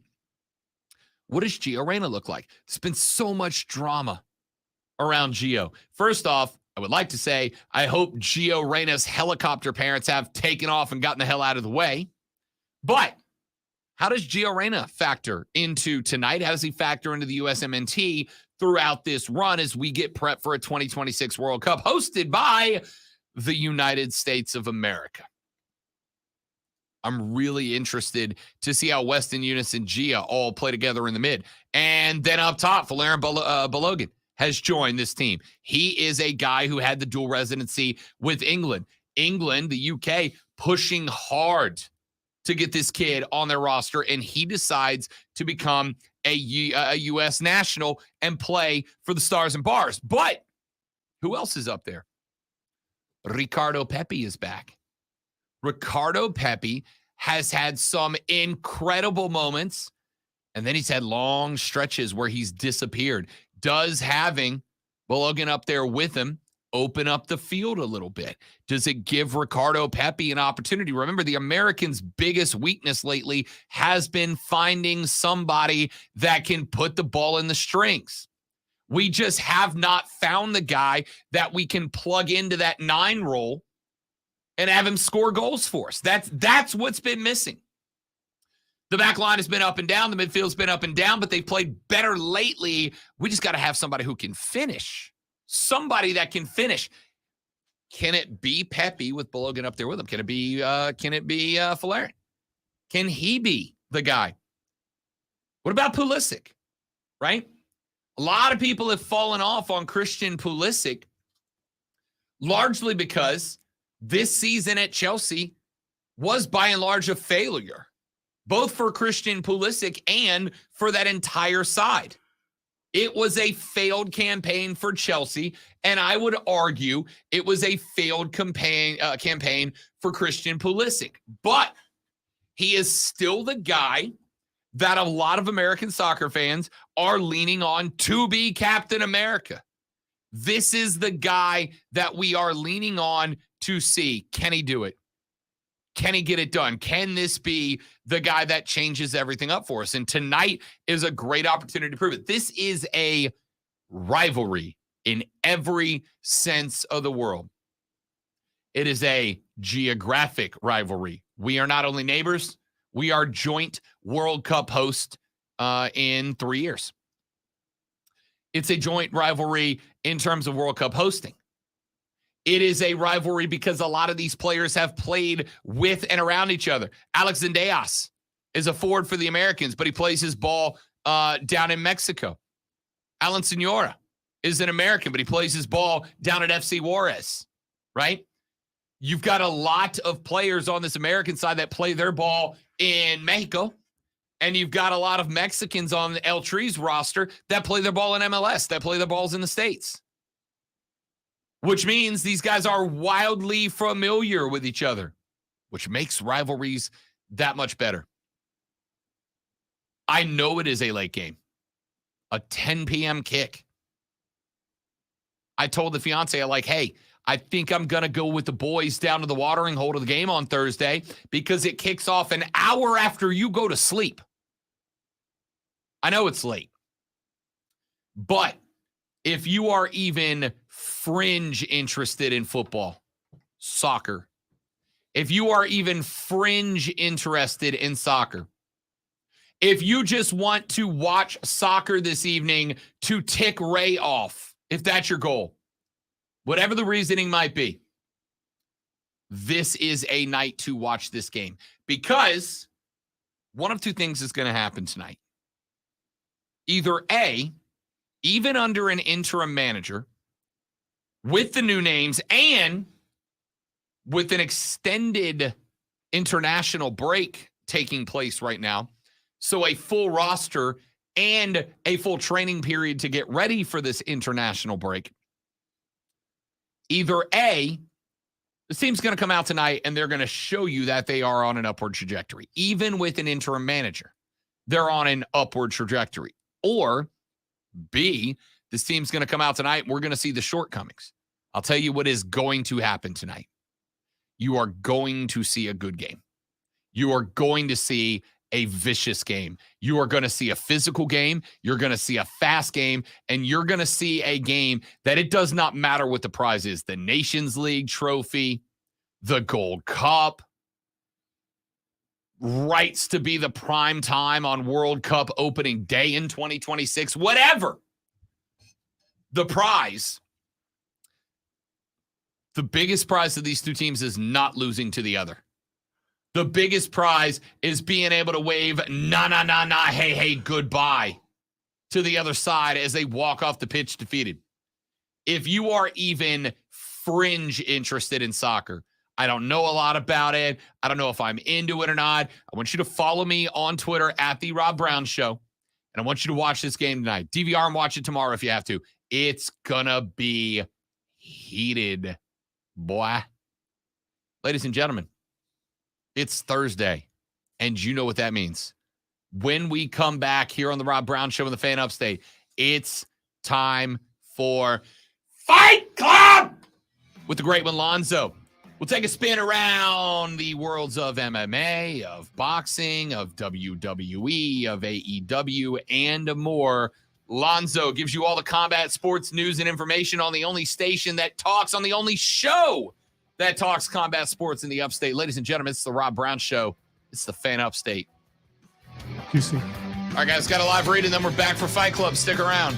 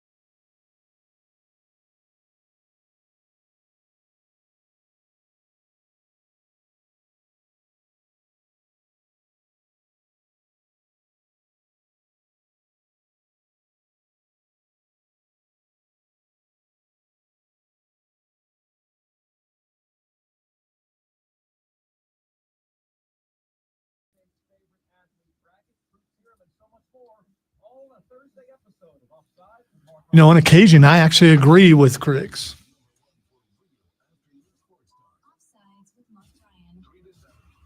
But I also know it's a superhero film. I'm not going in to be moved in a way that changes my philosophy in life.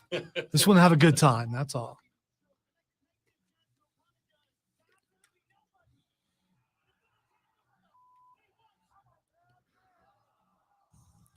Welcome into the Fight Club, where we fight, because it's a club, and in a club that says Fight Club, you fight, and maybe not physical, maybe it's verbal jabs, but you never know. It might turn to physicality, especially if you come at Rob and I together. We don't go, we're not going to fight each other, but we'll fight you. Not really, because you can't get in the building and it's secured. But if you could, some of y'all I might meet in the parking lot. You could. Let's say if your name was Ray or something like that. You never know. You never know. Fight Ray. Ray's already sad enough. Ray is sad because Ray has become a fixture on this show now.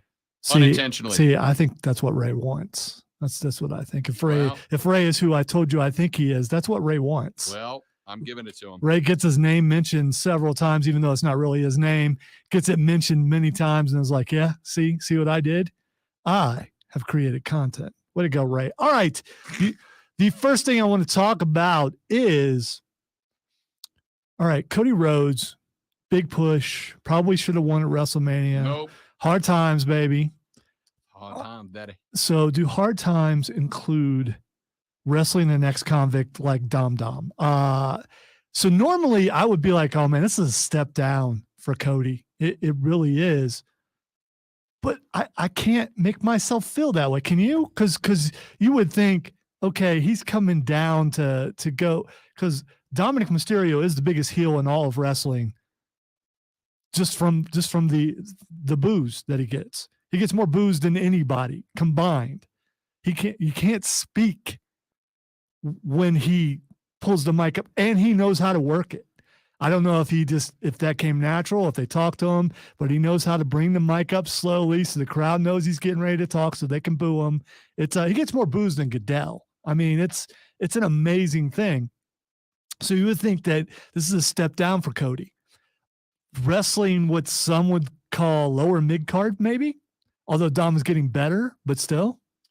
Tell you one of my biggest problems that I have with wrestling fans is that they look at it as if you're not in the heavyweight title picture, the Universal Championship picture, whatever, the top flight picture on that show, that you're effectively a loser, right? Like all these other mid-card belts. This is why they have the Intercontinental Championship on friend of the show, Gunther. They have it on him to try to fix that mindset of wrestling fans that mid-card belts are basically a waste of time. They're not. They're great belts. Some careers have been made by specifically the Intercontinental Championship, but the U.S. title as well. Is it a step down from Cody? No. What it is taking a guy who was in this picture out of that picture because they realized that this painting that they were putting together needs to be completed. The bloodline story, which, yes, there have been a couple of times here and there where I've been like, all right. So have you seen the pictures of Roman, like his hair solid white and he's all wrinkly? Yeah, like I get that. But again, the belt being on Roman, it is partially about Roman. But the belt being on Roman is not entirely about Roman. The belts being on Roman is to let the Usos finish that story. It's to let Sammy finish this. It's to let Solo. Now, it does appear that they've taken Sammy out of that story for the most part too, right? They put the belts on him and KO so that they could then focus elsewhere, because now the story has gotten back to its ultimate core. Jimmy and Jay, Solo, and Roman, and how they all interact. And this story has come back to being great ever since Night of Champions. It has come back to being great. and it needs to be finished. And Cody being there was muddying up an otherwise great piece of art that was being put together. He will be back. He's going to get his time. He's going to get his opportunity. Who did they pair him with? The biggest heel on the show right now. And on top of that, and you brought this up to me the other day, and think about it, not only pairing him up with Dom, the biggest biggest heel on the show right now, what else does that open them up to? Brandy Rhodes coming Showing into up to it. be the equalizer for Rhea Ripley. That is exactly and why Brandy they did this. tweeted something kind of cryptic, like guys can't hit Rhea, but I can, or something like that. So that's not cryptic. That's pretty bold. Well, no, I'm reading into it. I can't remember the exact tweet. I don't think it was that blatant, but it might have been. You have opened the door for Cody to get over on the biggest heel on the show, and for somebody to come in and punch Rhea Ripley in the face, but not have to create a whole feud about it. It just gets to be like a one-night way to get Brandy in. And it's very organic because she's coming out to defend her husband. Yeah, so, yeah. You put her in the front row as if she's there just to be a fan, and then when Rhea starts to get involved, Brandy hops the barricade and lays out Rhea, and now we get Dom v. Cody. I'm here for it. And by the way, going back to the bloodline that you mentioned, I think they just set up who's going to break up the bloodline, because when it was Jay, I think it was, or Jimmy, who said, if I'm in the bloodline, you're not in the bloodline, to Paul Heyman. Paul Heyman's going to break the whole thing up. And that is the ultimate. I mean, all along, you probably thought that would be the guy, and it just makes sense that you use him to break it up. And to what end, I don't know. But it does need to end in the next year at least. No, I'm telling you what I'm saying. It's going to end at WrestleMania. It's going to end with Which Cody would having be his in the moment at next, WrestleMania. Yeah, in the next year. Yeah. It's going to end. They're going to get through SummerSlam.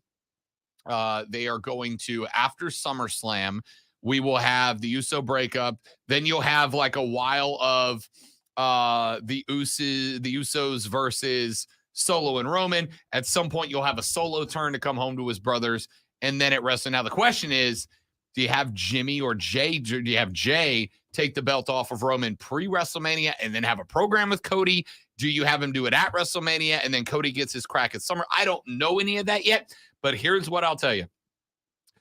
Cody is, you know how you feel that Seth's over because of his song, Not Seth? Yes. I feel that way about Cody being a former AEW guy. Cody's not over because he's like a great wrestler. He's gotten significantly better at cutting promos. I will give him that. But he's not over because he's an incredible wrestler. He's over because it's a victory for WWE over AEW. And there are a lot of WWE fans who feel like, no, we own wrestling, not you weirdos over there. This was a coup. That's how I feel, the same way you feel about Seth. I get where you're coming from, but I don't think the major percentage of people are there or here. I think they're more like watch both products. And I think Cody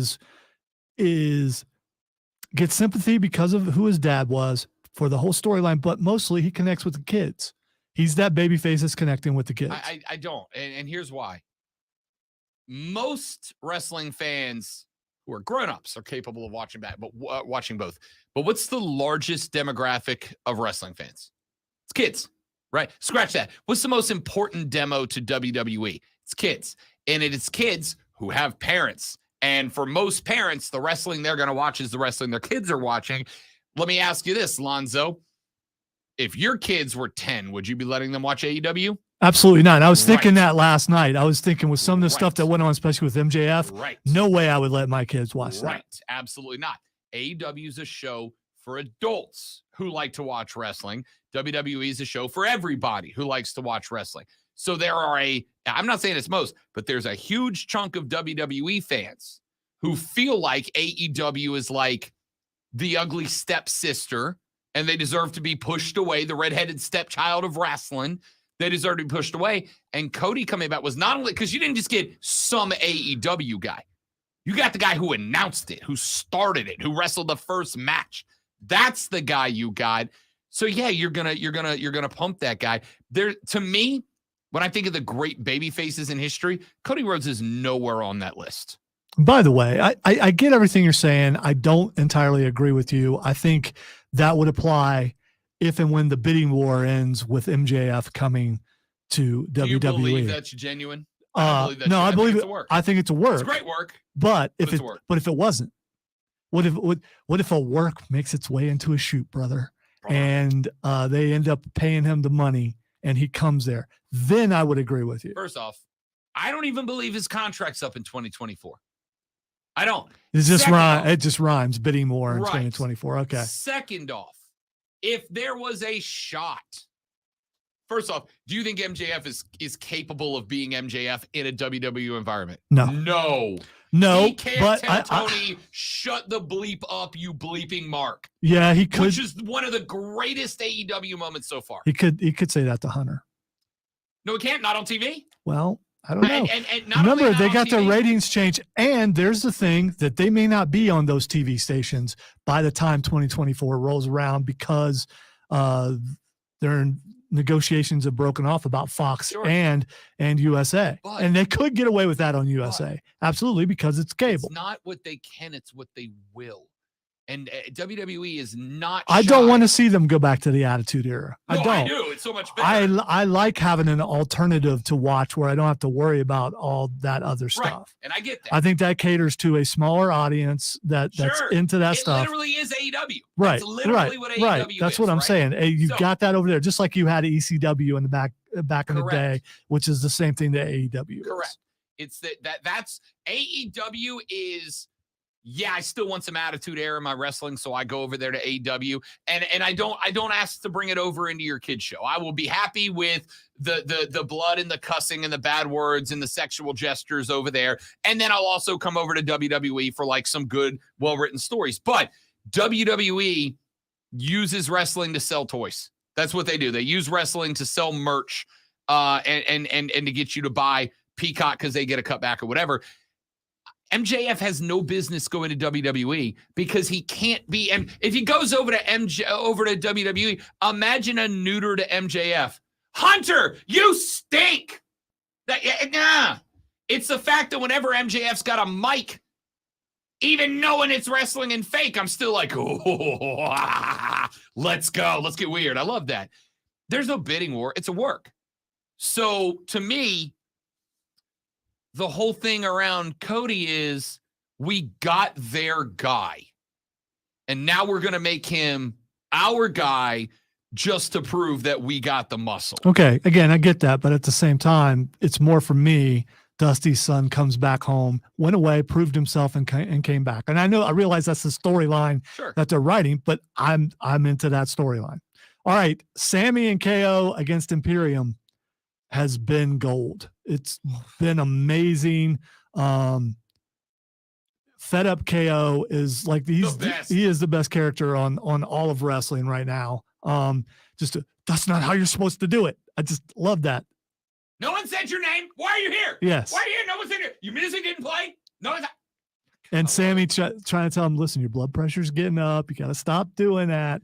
My favorite was the other day when he said, I gotta go check. I can't wrestle. I'm in shorts and a t-shirt, and I gotta go put on different shorts and a different t-shirt. It's so good to listen to him scream as he's walking off. Like, it's such a good character.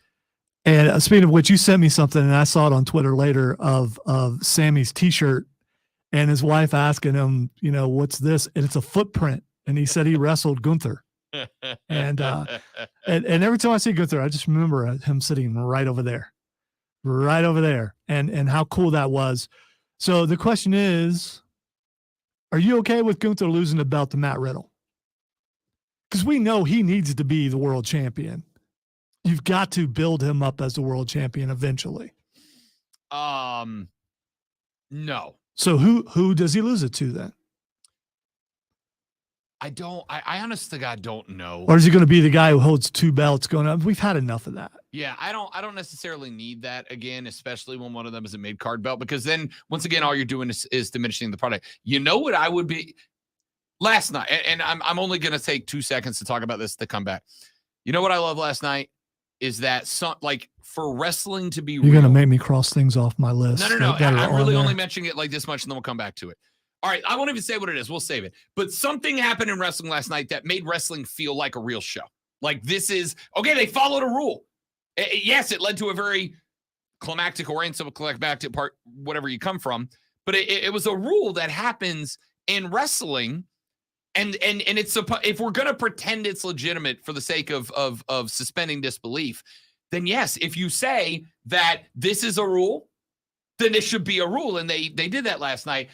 I got zero issue with Gunther literally beating the roster and leaving the belt center ring to challenge Roman or whoever. All right. Right? So yeah, I agree. How do you with you make there. him a more believable monster than have him be undefeated and eventually go, I am too good for this belt.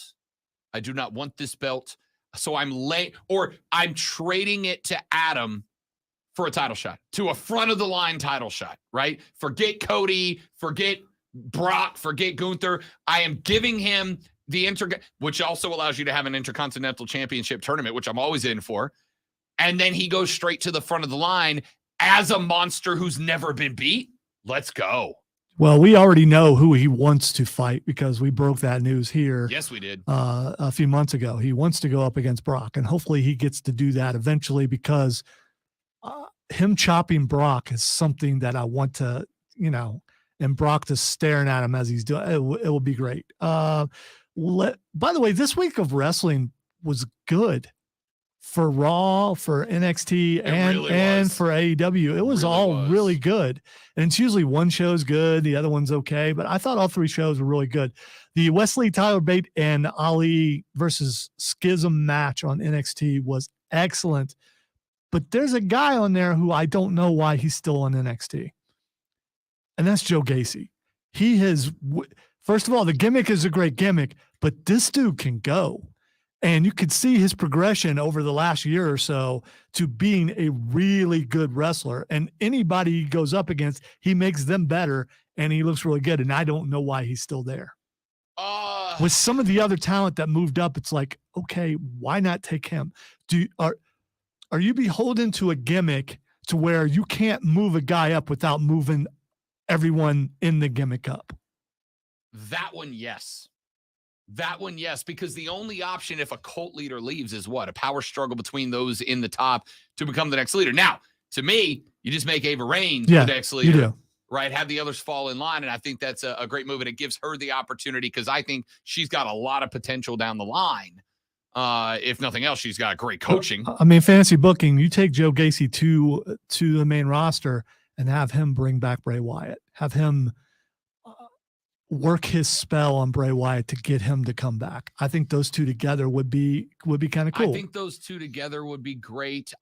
Then you get the power struggle there eventually about who's. I mean, I would like to see that storyline.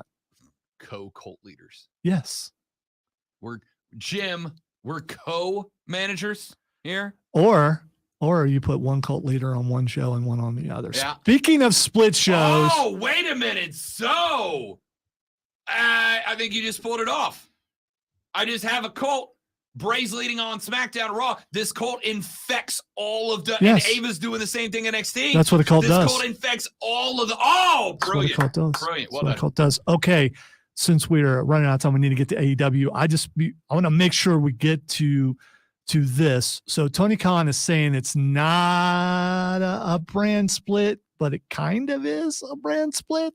So the problem with Saturday night, and this is me personally, all the people I don't like are going to be on Saturday night.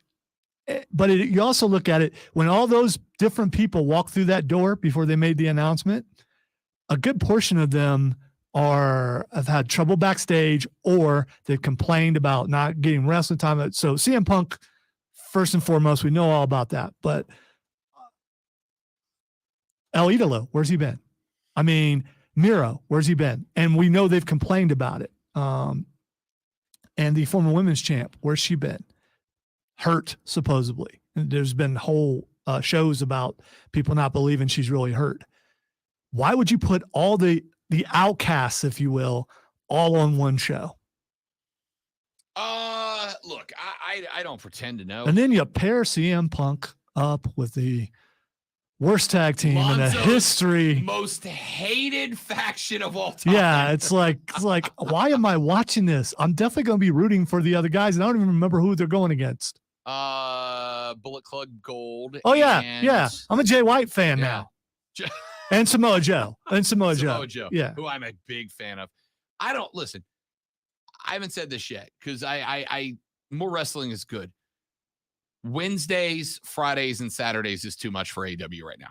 Okay. It's just too much. Friday's going to go away. It's got will. to. Yeah. It's got to. And I imagine it's because their Friday numbers just aren't there. And it's usually recorded and people already know Right. what's happened. It's Friday's got to go away. Make it Saturday. And I'm even I think it's going to be a struggle on Saturday. But especially when football rolls back around. Exactly. I'm willing to give them a shot. We'll see if Collision works. Because I can tell you, listen, that Saturday show, if that Saturday show was in October, I probably can't go. There's probably a game coming on that night. I got probably there will be. Right. So I'm intrigued to see.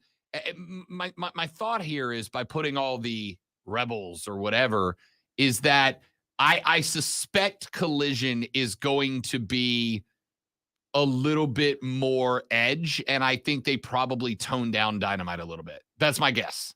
Dynamite becomes a little bit more wrestling is for everybody, and if you want the gratuitous wrestling, Saturday Collision's there for you. Okay, so I was talking with one of our news people from our sister station WORD, who's also a wrestling fan, and we were talking about how we hoped that Saturday they would make it more traditional, like the old TBS, WCW, NWA wrestling type stuff. And you're saying you think it's going to go the exact opposite of that. I mean, I don't know, because if you look at the logo for Collision, it's a 1990s wrestling logo, right? And I love it. I think it's great. So I don't know. Do you create a brand split and have the two brands because it gives you that, like when pay-per-views roll around, you can do it like WWE used to do, where some are SmackDown, some are Raw, but everybody's on the pay-per-view together. Do we do it that way? Do you have Tony come out and goes, all right, whatever show gets better ratings, everybody on that, roster is going to get a check for 100,000. I don't know how they do it or what they do, but I've always said, Lonzo, wrestling is at its best when I don't know what's happening. There is that. All right, last thing, Blackpool Combat Club versus the Elite. The match was great itself. It really was. These two teams work really well together against each other. But then the run-ins started to happen, including Takeshita comes in, then Kenny Omega comes in. Eddie Kingston does what's considered a run-in or called a run-in, but it's not. If he would have rolled down the ring, he would have got there faster probably. When the wrestlers are waiting for you to get there, maybe you should come out of the crowd or something. Not that you could hide in the crowd. I do not like Eddie Kingston. I've never liked him. I don't think he's that good on the mic, and I don't think he's that good of a wrestler. And he's always in trouble.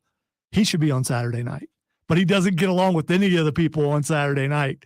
That's why he probably won't be on there. But that whole thing, the run-ins all made sense, including what Will Ospreay did to Kenny Omega, which was brutal. Dude. If you have not watched, there's not a lot of New Japan stuff because I've got too much wrestling as it is. Yes. with 4 different companies I follow stateside. I know New Japan does some incredible stuff. I just don't have the time to follow it. But go back and watch Omega v Ospreay last time they got together. It is wild, man. It's wild. I cannot wait for that. But with Takeshita coming down, with Eddie coming down, I was so caught up in that when Ospreay showed up. I was like, oh, yeah, that's right. This is a thing. Yeah, it got me. I wasn't expecting. It's like, all right, you got 2 run-ins. You're not going to have another one. And then that's That you are right. All the shows this week. Can't wait for tomorrow for SmackDown because all the shows this week have been fire. And after Jay hitting, if I'm in the bloodline, Oos, you're out. We're about to get old school with like the big gray cell phone, Paulie dangerously. Can't wait. Back after this on the Rob Brown Show to wrap it all up. It's the Fan Upstate.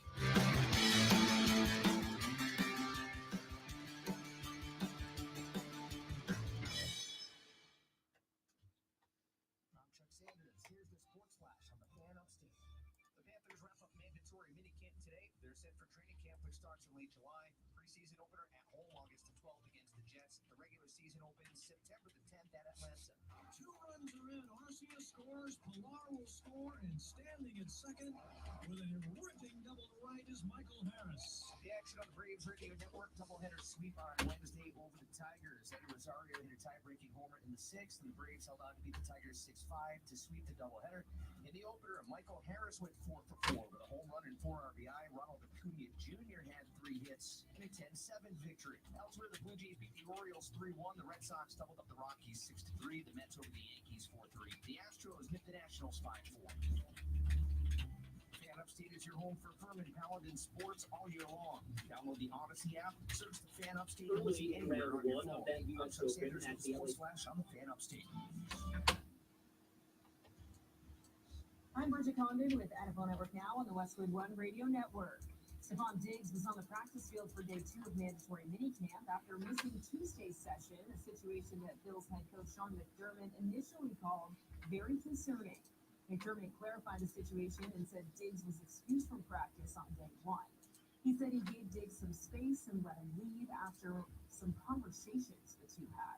He went on to say that they're in a great spot now. While contract extension talks between the There's some Chargers and conversations. Herbert are being described as ongoing, Herbert was asked if he'd consider a hold-in situation where he would report to training camp without practicing. All right. Herbert said, quote, "It's something that we'll address when the time." Anytime I talk politics, I always ask people And as Travis Kelce enters his 11th to season, he is asked tell me about one what thing Kelce says that the he politician they don't will like fall off. did that they truly believe is good. I just found what Joe Biden's is going to be. The White House will announce today that Live Nation and Ticketmaster have agreed to let customers see the full ticket price up front moving forward. So when you go to Ticketmaster, you're not going to buy. So he's going to get credit for that. I mean, it happened on his watch. Yeah, okay. I'm not all saying right. he is responsible for it, but he pushed this because he has been anti-junk fees from the beginning. Do you think he even knows what those services are? I'm just saying, One saying. of those Joe Cena. He's- There's no doubt that he's slipping as far as that goes from being old. But no. I'm talking about point of privilege for the majority. We joke about 1%er, but Oh, that yeah. sort of thing, you get to a point where you don't buy stuff anymore. That's what I'm talking about. So you don't really understand the plight of other people because you've never used the service. That's all I'm talking I mean, about. I obviously don't. I obviously send my butler straight to the theater to buy my Yeah, ticket. which is what you should do. Comcast will be livid. That's a fact. That's a fact. Well, the Ticketmaster CEOs and all those guys now automatically vote Republican. Oh, they already did. They absolutely already did. No. Absolutely already I did. seriously doubt that. Based on what?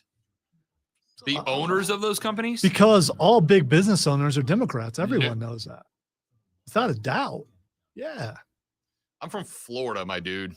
That is not the case. It's odd that you don't think that. I know. I bet we could go through a bunch of major corporations and find out what they're. You know who gave $1 million to Ron DeSantis' campaign when he ran for governor? The owners of Anheuser-Busch. We're still talking about Florida. I was talking about, At a national level, the it's owner no of Facebook, Democrat or Republican. Zuckerberg. Let's see if we can find some of Zuckerberg's political donations. The owner of Apple.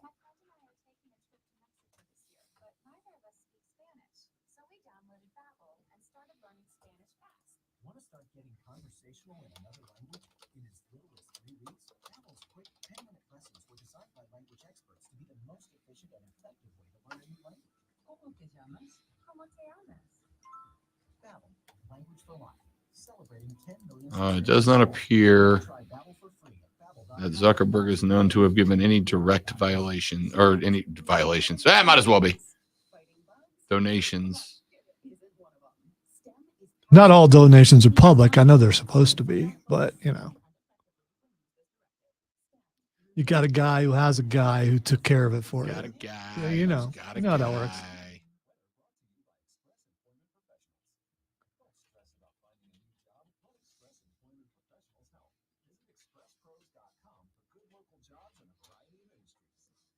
In the end, I don't really care because aliens are here and we're all going to die. So it's not going to matter your political affiliation when a ray gun is piercing your brain and frying it.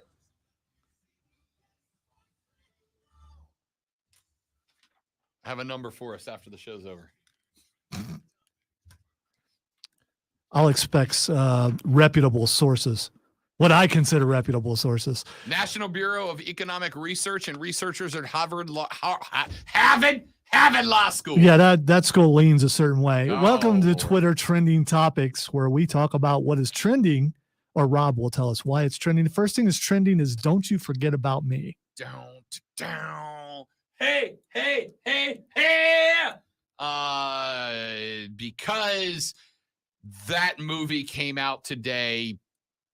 No. Here's the thing. Most people that I try to figure out why, no one can figure out why it's trending, but they really love the song. Yeah, of course you love the song. It's a banger. I mean, sometimes things trend and you don't know why, and it's just maybe you can find it, but yeah. All I saw is song. I don't know why it's trending, but I love the song. We cover that song. I know. I've heard you do it. We got some choreography thrown in there and everything. Yeah, it's amazing. Phenomenal. You should check it out. There's video somewhere. All right, the next thing that's trending is Grimace. Grimace is trending because McDonald's just brought out the Grimace meal, which is what'd you say, a Big Mac, 10-piece nugget, large fries. I don't know if it's and a 10 purple piece. It shake. might be 6 piece, but it's Big some, Mac, you get some nuggets. unknown quantity. I am not going to chicken call nuggets, them nugs. They're nuggets. Okay. French fries and a purple milkshake. Now that's fine, but have you seen the advertising they're running for this thing? Yeah, it's a little Terrifying. It's creepy. It's terrifying. It's not as creepy as old school hamburger, but it's still pretty creepy. They have in like a 70s camcorder style look, a Grimace sitting at the table. It's like a mascot Grimace, but like is pretty good. And then across from him is like a young adolescent Grimace with like buck teeth and acne spots on his face and a backwards cap. And then at some point, he just turns and stares at the camera. And I'm like, if McDonald's is trying to get into the horror genre, they've done a wonderful job with this commercial. Well, all those characters have always been. I was more afraid of the Fry Guys than I was any of those people. Yo, Mayor McCheese was straight up corrupt. Yeah, dog. it's straight up corrupt. Well, he's a politician, so absolutely. Straight up corrupt. So the reason why it's trending is because they just brought out a Game Boy Color game for Grimace. Yes, a Game Boy Color game for Grimace. McDonald's. They're really going nostalgic. McDonald's believes AI is about to reset the timeline for us. They're like, let's jump out for when we Back to the Future. By the way, did you know if they made another Back to the Future movie today with the same time spacing they did the OG Back to the Future, it would be set in 1993? Okay. I'm sorry that makes you feel old, but 93, I would have been. I was 8. Yeah, I probably would have been in my, I don't know, I can't do math. I was 8. I was almost as old as Marty McFly. Would have been like 20, I think. Something like that. All right, and The Flash is trending. Obviously, it comes out today, so that's Lonzo why it's will have a trending. spoiler-free review. Actually, on your show, you might do spoilers. You don't care. No. You don't care about not people's first week. feelings. Not first week. I never do that. Saturday Night Upstate Pulse 7 to 9. He'll have the spoiler-free. I'm gonna ask him about it tomorrow. Let's be honest. Ladies, gentlemen, boys, girls, thank you all for hanging out with us on a Thursday. Hope you enjoyed it. We'll be back tomorrow to do it all over again, but better on the Rob Brown Show on the Fan Upstate. Later, brother.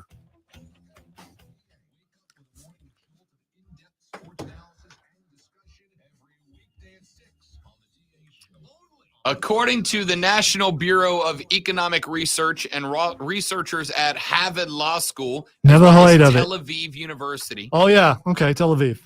The results of a study is that 18.6% of Fortune 500 CEOs consistently donated to Democrats, while 57.7% routinely donated to Republicans, the rest leaning towards neither party or donating to both. Okay. Donating 60%. by the way, donating to both is the move to make if you're a CEO. Yeah. Because then whoever wins, you're good. I mean, that just from a business standpoint, that makes more sense. I will say that, what'd you say, 18.6? What was the number? 18.6 to Democrats, 57%. The 18.6 are the most evil. Wow. Lonzo has decided. Here's what I will say. off. The 18.6 are probably the most influential out of all the business owners, though. So I told you no, and then you're like, you have to prove it, and then I did, and then you're like, let me make up No, another you, thing. you gave me one source, and with I gave you 3 sources. with most, yeah, but from the same story though. I It's need, still 3 sources. yeah, but still, I need How many more multiple sources sources. do you need when they I- all agree on a number? I don't care what side you're on. I want multiple sources. I just gave you 3. Yeah, from the same story. I need. They're 3 different sources. I need. If you have 3 sources in the same story, it's technically one source. No, it's 3 sources. All right, I want. So you want me to go pull the article from Harvard Law, from the National Economic Council of Development, and from Tel Aviv University? And I want to see if they're all different presented the same way. You've seen those articles where people like when a major wrestling thing happens and other people say this was said here and they don't give you credit On the Robert for Hunt Show. yeah that sort of thing. Ladies and gentlemen, thank you guys for hanging out. You're all spectacular people. We appreciate it. We'll see you back here tomorrow for the Friday edition and the best edition of the Rob Brown Show. Have a lovely day. If you want to come watch some soccer with me later, shoot me a message. Hit me up on Twitter. I'll tell you where I'm going to watch because, yes, I am going to have a whiskey and get through it. Goodbye. Is that a thing? And get through it? Is that? Oh, yeah, you is gotta that a sleep through saying? it. Is that?